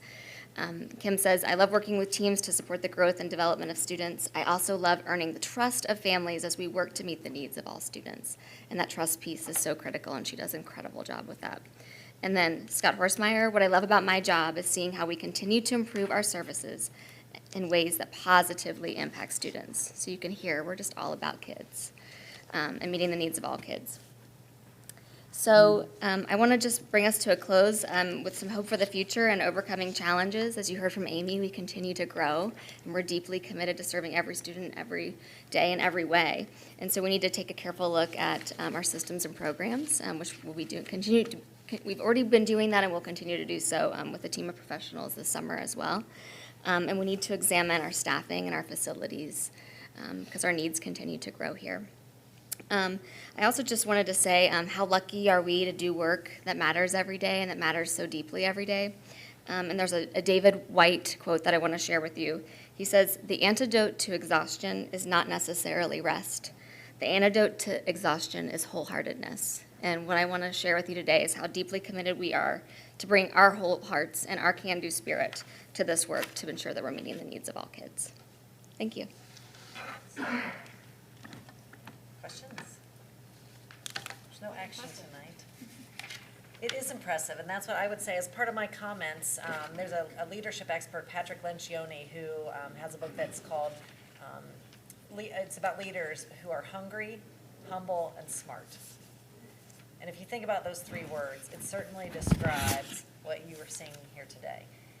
We are very fortunate in this district to not be taking over board meetings with conversations about what's not going well. You're hearing what's going well in our school system and how the leaders in this school district are spending their each day and night on teaching and learning, on the focus of like why we're here. And so that is not easily attained. It's not happening in every school district because, and even us, like we know, we just had, a few weeks ago, we had to cancel some bus routes. Just last week, we had to modify the learning model because of our challenges with operating without subs and being able to cover all the things and keep the kids safe. And yet, despite all those challenges, this team is producing and making a difference in kids' lives. So it's just incredibly impressive, and it's a very proud moment to be sitting here. So just to hit a few high points, I want to thank the teaching and learning team and the administrators for leading an excellent day of professional learning in December, which is no easy feat in itself. I want to reiterate our gratefulness to our families for partnering with us in times of challenge, in times of operational struggle. It's so hard to predict where we're gonna be in a week, in 2 weeks from now, a month from now. And I just appreciate everyone's patience when you make a big call or a big decision like we had to make with buses and the changing of the school model. You really worry because it challenges people. There's lots of things to coordinate, and it throws people off. And I will say our parents and families and staff were just incredible in their willingness to kind of work with us and be understanding. We are so grateful. I want to thank David Foltz. He's not here with us right now, but he's been working like crazy with all the universities, going into classrooms, getting to know the professors, trying to pluck out the very best talent that we can bring to West Clermont mid-year, trying to increase the amount of subs and the interest in our school district. He's been working in a very dedicated manner to do that.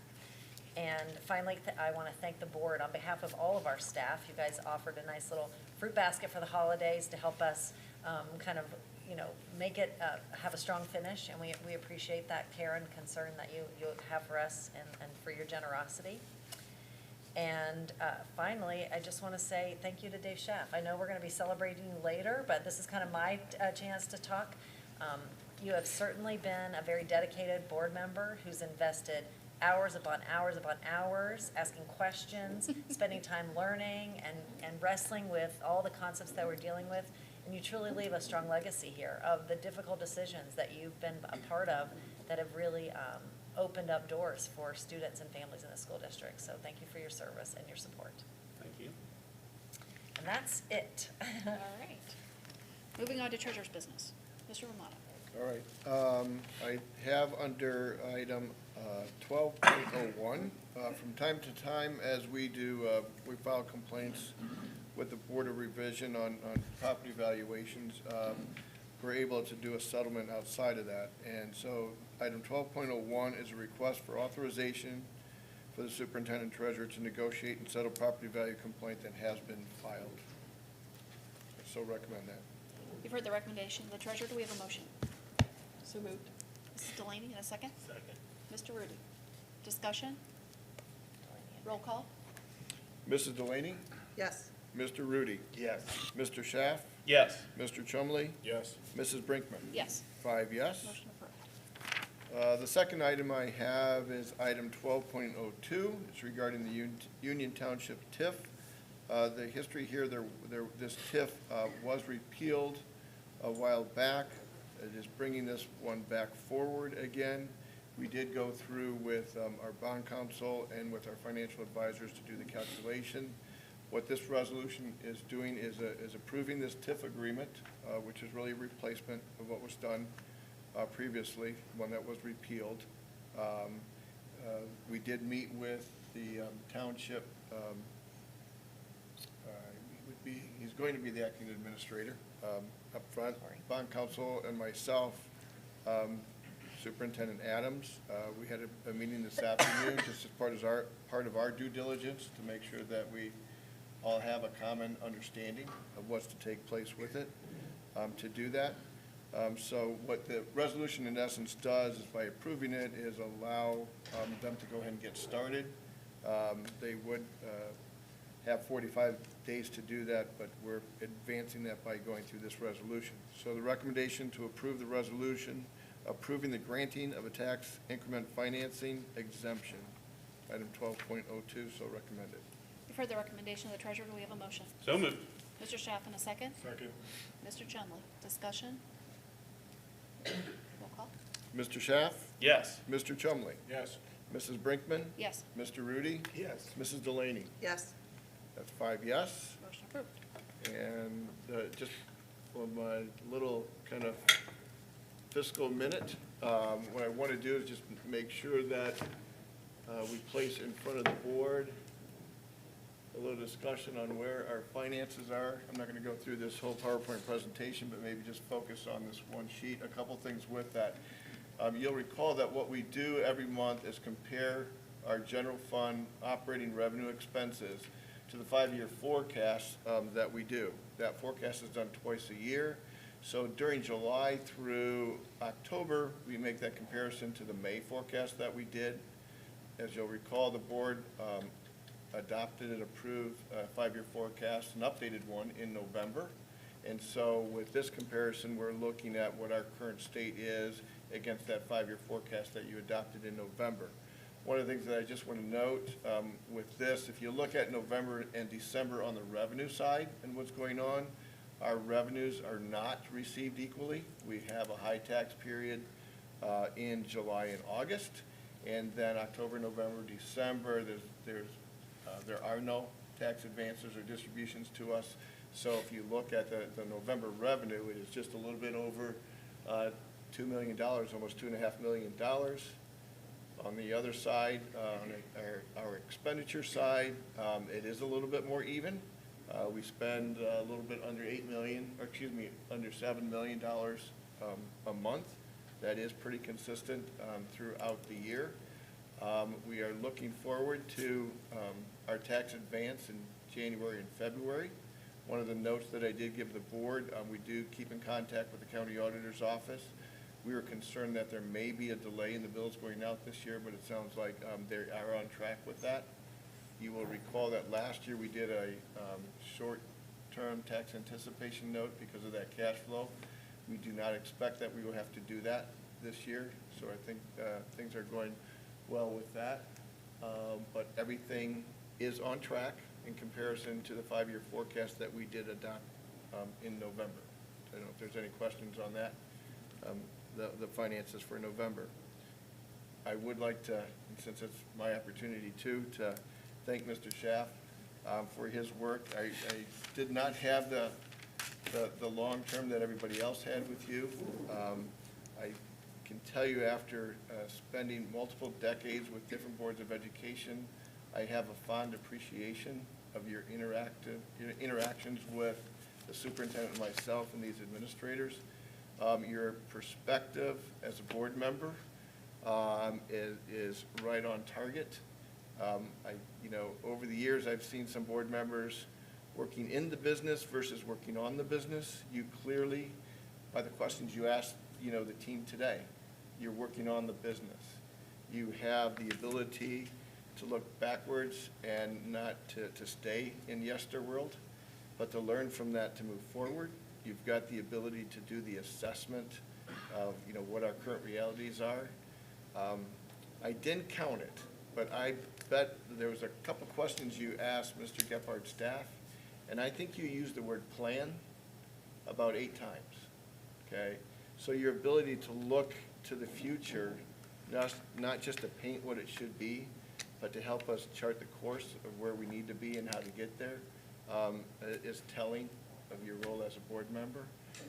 My final comment is I want to thank you, but more importantly, thank your family, because the time that you spend here is the time that you would probably normally spend with your family. And so thank them for us, for allowing you to do so. Thank you. Thank you. All right, moving on to board business. Item 13.01 are the amendments to the superintendent and treasurer's contract. The highlight of the amendment for each is the extension of their employment with West Clermont Local School District through July 31st of 2026. This extension is in recognition of the outstanding work each of them have accomplished during their short 2-year tenure with us, and affords them the opportunity of the next 5 years to continue the good work that they've identified in their 5-year forecast. We have complete confidence in both of you and look forward to the upward future of the West Clermont School District under their leadership. That said, I'd like to make a motion that we approve the employment amendments as presented and ask for a second. Second. Mr. Rudy. Discussion? Overall, or just this? Any comments you want to make? On this. Oh, no, it's much deserved. Thank you. Mrs. Delaney. I would like to just express my gratitude and rationale for wanting to extend this. We've come a long way, baby. And, we are where I never imagined that this school district could be, and we could not do it without your leadership both from the educational perspective and the financial perspective. We're moving into the 21st century. COVID kind of kicked us along, but I don't think we would have been able to achieve it without your day-to-day thinking and being able to problem solve for the future. Anyone else? I want to say that, I know that a lot of the team was inherited when both of these administrators came on, but their unique ability to take the bunch and groom them and mold them and make them into an even stronger team, and even create an even stronger team. And we had some people step out and other people bring in. I think I'd made this comment once or twice before about he didn't think that a team could get any better, and turn around and we do.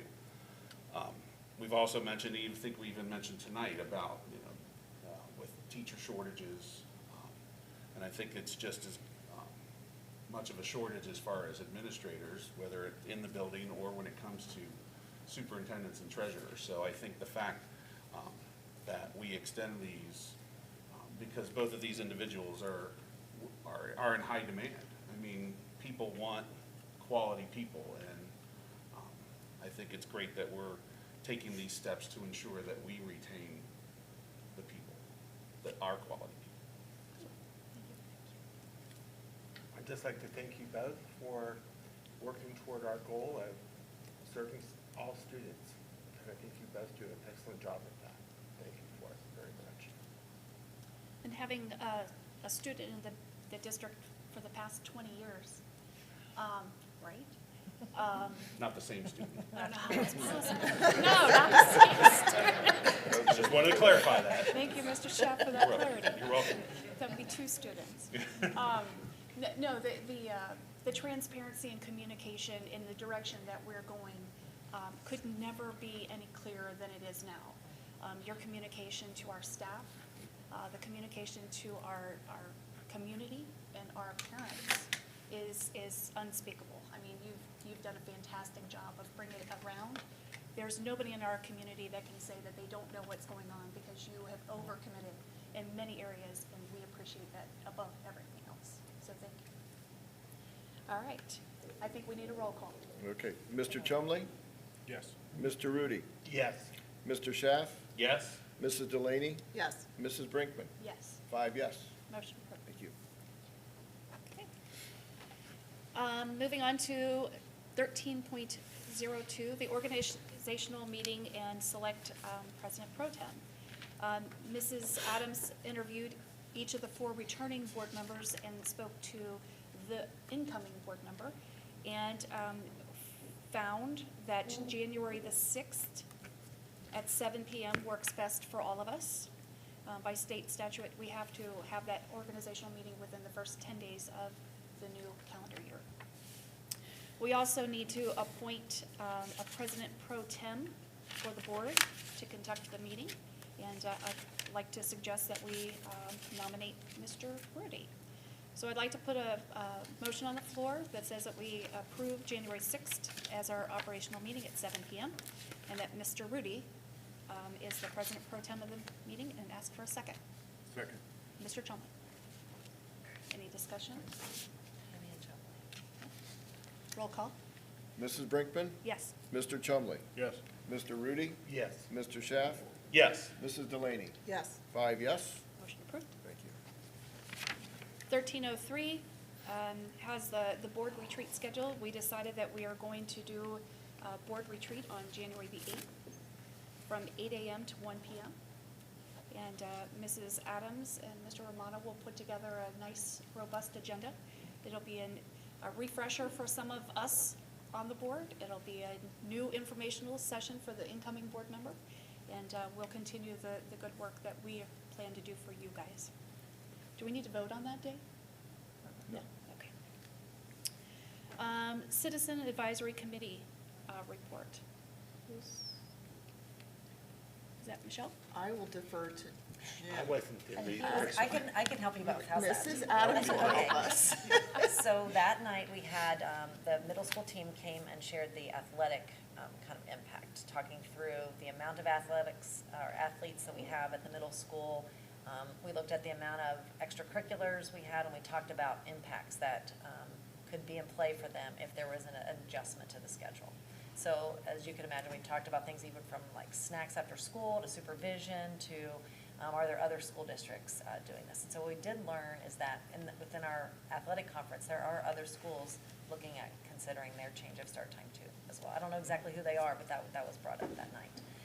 We also had Mr. Romano came and gave a 5-year forecast, kind of 101 for the team so they could better understand the financials, because we know there could be an impact financially to a decision like this. And so just to help the team have a better understanding.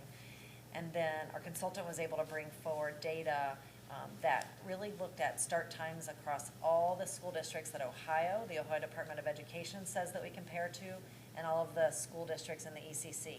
So we were seeing a wide range of start times, and which led us to talking about end times as well.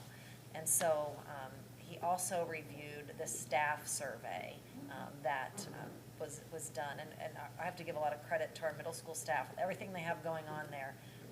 Well over 180 plus people completed that survey. So it was a very great turnout. They were very thoughtful in their responses, and it was very helpful. So kind of next steps for us is for them to complete a parent survey. So that'll be coming out in January, and they'll be looking to do some parent stakeholder groups, because once you have the numbers and the data, you kind of want to look under the hood and hear more conversation and just kind of unpack and understand. So that will kind of be the next phase of the work that was decided on. So that's the update. I forgot to tell you guys. Yeah, I read some of the comments from the staff, and it was very encouraging, and a lot of really good feedback. Yeah, they did an incredible job in a very busy time. So we know with a turnout like that, when you get a survey, I don't know exactly how many staff we have there, but let's say it's 200, 186 turning out, it's a very important topic to them. So what's a timeframe moving forward We've been here? committing to having a report to you by the spring. Early spring, late spring is kind of, I'm thinking more like May, June. I know we have we have the potential to have aggressive timeline to get the committee to have some ideas of where they want to go. It's just the time it needs to take into account all the ripples that happen in the water that will probably take some more time. So if that changes, we'll let you know, but right now we're targeting for May, June. Thank you. Culture Committee?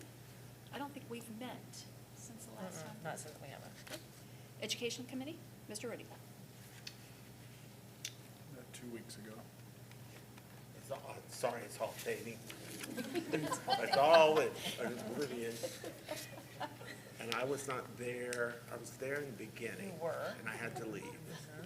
We talked all about, Mr. Chumley remembers. we talked about a lot of stuff we talked about tonight, the district calendar, the high school schedule change, and the special education stuff. It was good.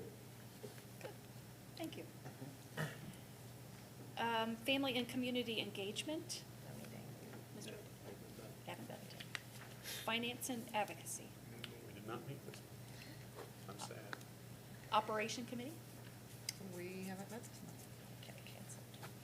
Policy? We met last week? Last week. And we reviewed all those, you approved some. All and- 31 policies. Yes, and then First first reading of the second. Perfect, thank you. Board comments? Mr. Chumley? Yes, I will start out with a who day. Then I'll second that with a congratulations, a pre-congratulations of our UC Bearcats beating Alabama in a week and a half. Merry Christmas coming up, and a Happy New Year, because I don't think we'll see anyone before then. Dave, 3 years ago, I was sitting out there thinking I would love to be that guy. I love how what you've brought. I love the mentality of setting the bar high that you brought to this district. I've looked up to you out there before I was on the board. I've looked up to you and respect you now that I'm on the board. Yeah, he's going to have big shoes to fill. Thank you. Mrs. Delaney. Merry Christmas, Happy Holidays, Happy New Year. I want to give kudos and give some supporting information that has affected my personal family with all of the special education achievements that our team has presented this evening.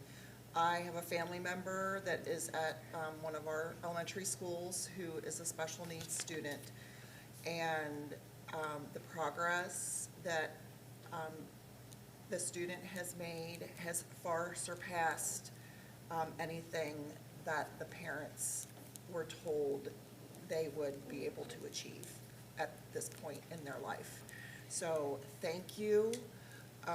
Keep up the great work, and we do have amazing people and amazing places to make those differences in our life.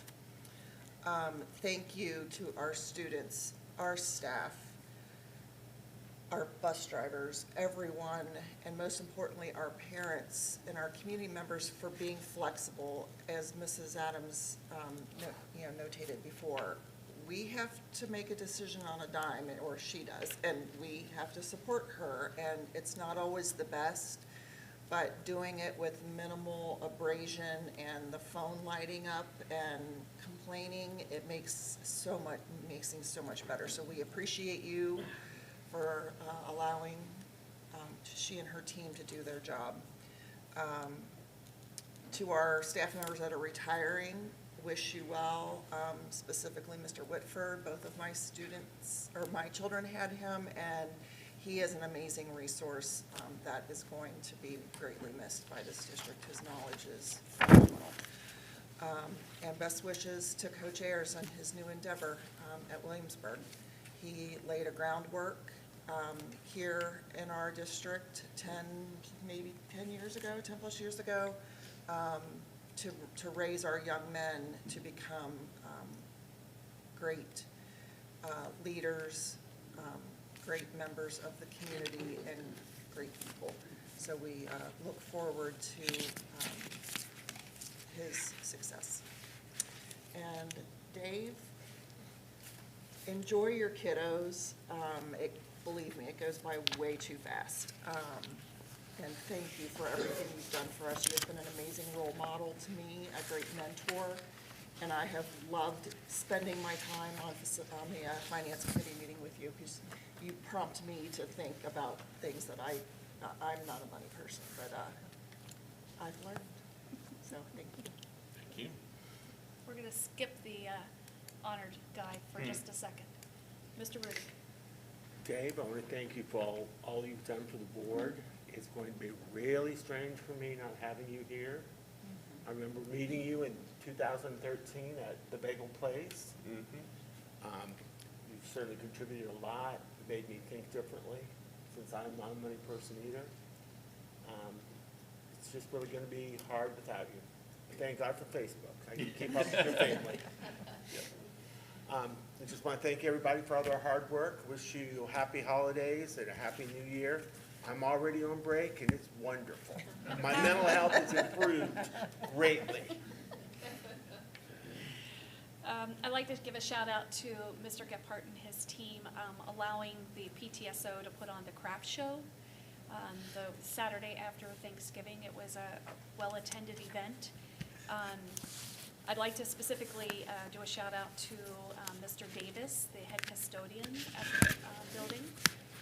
I understand he's been with us for more than 30 years, and to volunteer to give up his holiday weekend for a craft show, knowing that it was not going to be any fun for the entire day, and it was going to be long, and he'd have to deal with a lot of grumpy volunteers. He did a fantastic job, and rumor has it that the PTSO is going to be giving out more than $18,000 in scholarship money again this year. So thank you. That makes a big difference to the athletes of our Athletic boosters. Yeah. Oh, I'm sorry.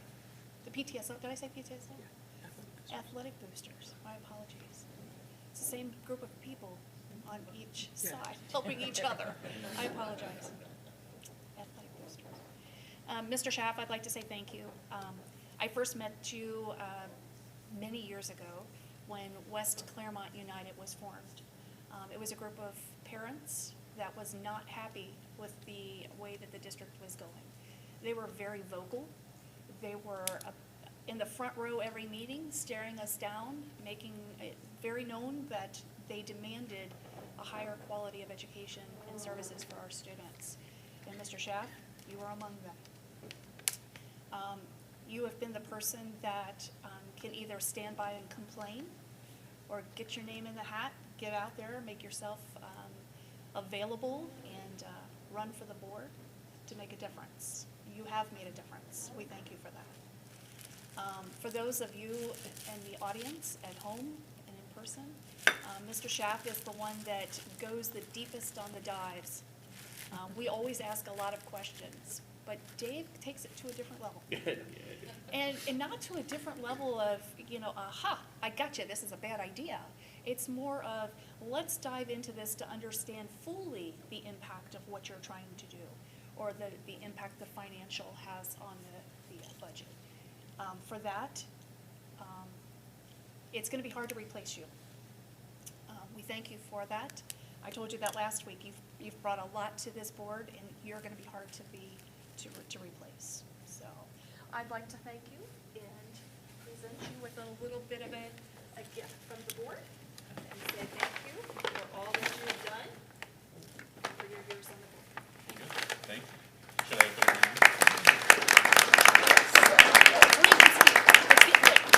It's getting late, yes. My turn now? Mr. Schaff. Yeah, it is getting late. I had all these big plans. I was gonna bring this roll out and just let it roll out. These are the people I wanna thank and all that. So to kind of contrast my time on the board, I'll try and keep it brief. I do wanna thank, first and foremost, as Dan mentioned, my family. They've actually never come to a meeting, which honestly is fine. We generally go past my boys' bedtime. So the reason I didn't run was because my boys are 7 and 9. As Mrs. Delaney mentioned, that time goes fast. And I'm old enough to recognize when people tell me and advise me. So I'm taking the time to spend with them. This is all bittersweet for me because, I mean, I want to stay. I don't want to go. But I know that I have to. So I'm going to thank former board members, Mr. Waldman. He was a great board member. He worked in a different district. He stepped down to do mission work. And when he stepped down, I was able to step in. It was thanks to Mrs. Brinkman and Jim Lewis, Denise Smith, and Tina Sanborn, who allowed me to join the board at the time and spend the last few months of Mr. Waldman's term. Getting to know the district in those first few months helped me to decide to run again and get that extra term. And then continue on. And I had planned to continue on, but plans change, as everybody in the district pretty much knows. A lot of good things have happened, and I made a list of some of them, but I'm not going to read any of it because I'm going to leave something off, and I don't want to hurt anyone's feelings or anything like that. But I do love where this district has gone, where we were. As Mr. Rudy mentioned, I started coming to the board meetings in 2013, ran for the board then, and it failed miserably. There were 7 candidates, and I was the last. I got maybe 3 votes, I don't know. And that's because my wife and I voted. Someone might probably voted twice. But I do really want to thank the community, the staff. It has really been an enjoyable experience. And I know that people kind of turn their nose up about public service, and honestly, this was an eye-opening experience for me. I again, as Mr. Romano mentioned, working on the district and not in the district is key to being a board member, and most people don't see it that way. You know, most people want to come to a board meeting or join a school board because there's something that is affecting them. And, you know, that's fine, but you have to have the vision of, you know, what's affecting you is, you know, not necessarily affecting everyone else, and there's a lot of other issues that you have to tackle. I lastly want to thank, well, not lastly, I want to thank Mrs. Adams and Mr. Romano, and Dr. Klein, Mrs. Cropper, and Mrs. Sininger. The main responsibility of the school board is to hire the superintendent and the treasurer, and I will always say that that was my greatest accomplishment as a board member, is bringing in the people that we brought in when we brought them in. And they've done such a great job. It's all worked out. We got who we needed when we needed them. So, and then now lastly, I will thank each and every one of you, Mr. Rudy, Mrs. Brinkman, Mrs. Delaney, Mr. Chumley. I couldn't ask to serve with better people. I love our interactions, our discussions. It may look like we're always all in agreement. We're not. But we work as a unit, and we understand that not one person is any more important than anyone else. And each of you has brought a different perspective that's made me think about my position on a certain issue or position in life, and I want to thank each of you personally for helping me grow. I'm getting a little teary-eyed. So, again, just thank you to everyone. I really appreciate the work that everyone does, the sacrifices that you make. You know, people talk about the sacrifice that the board makes, but it's really the sacrifice that you all make for my kids, our kids, the community's kids, and we really should be thanking you and not necessarily thanking me. So thank you all very much. No. Okay. Because she asked if I wanted to make the motion to adjourn, and on my time on the board, there's only one time that I voted no on something, and I'm So actually. he's gonna take that advantage now. You could have still made a motion. That's All true. right. I'd like to make a motion that we adjourn. Second. Dave's last meeting. I'll second it, that's fine. Okay. Roll call, please. No, I don't want a second. I Let know. someone else second it. I'll take care of it. All right. Okay. Mrs. Brinkman, Yes. Mr. Rudy. Yes. Mrs. Delaney, Yes. Mr. Chumley, Yes. Mr. Schaff. No. 4 yes, 1 no. Motion still approved. Yes, it is. Thank you for joining us this evening. Happy holidays, and we'll see you next year. Merry Christmas. Good night. Thank you.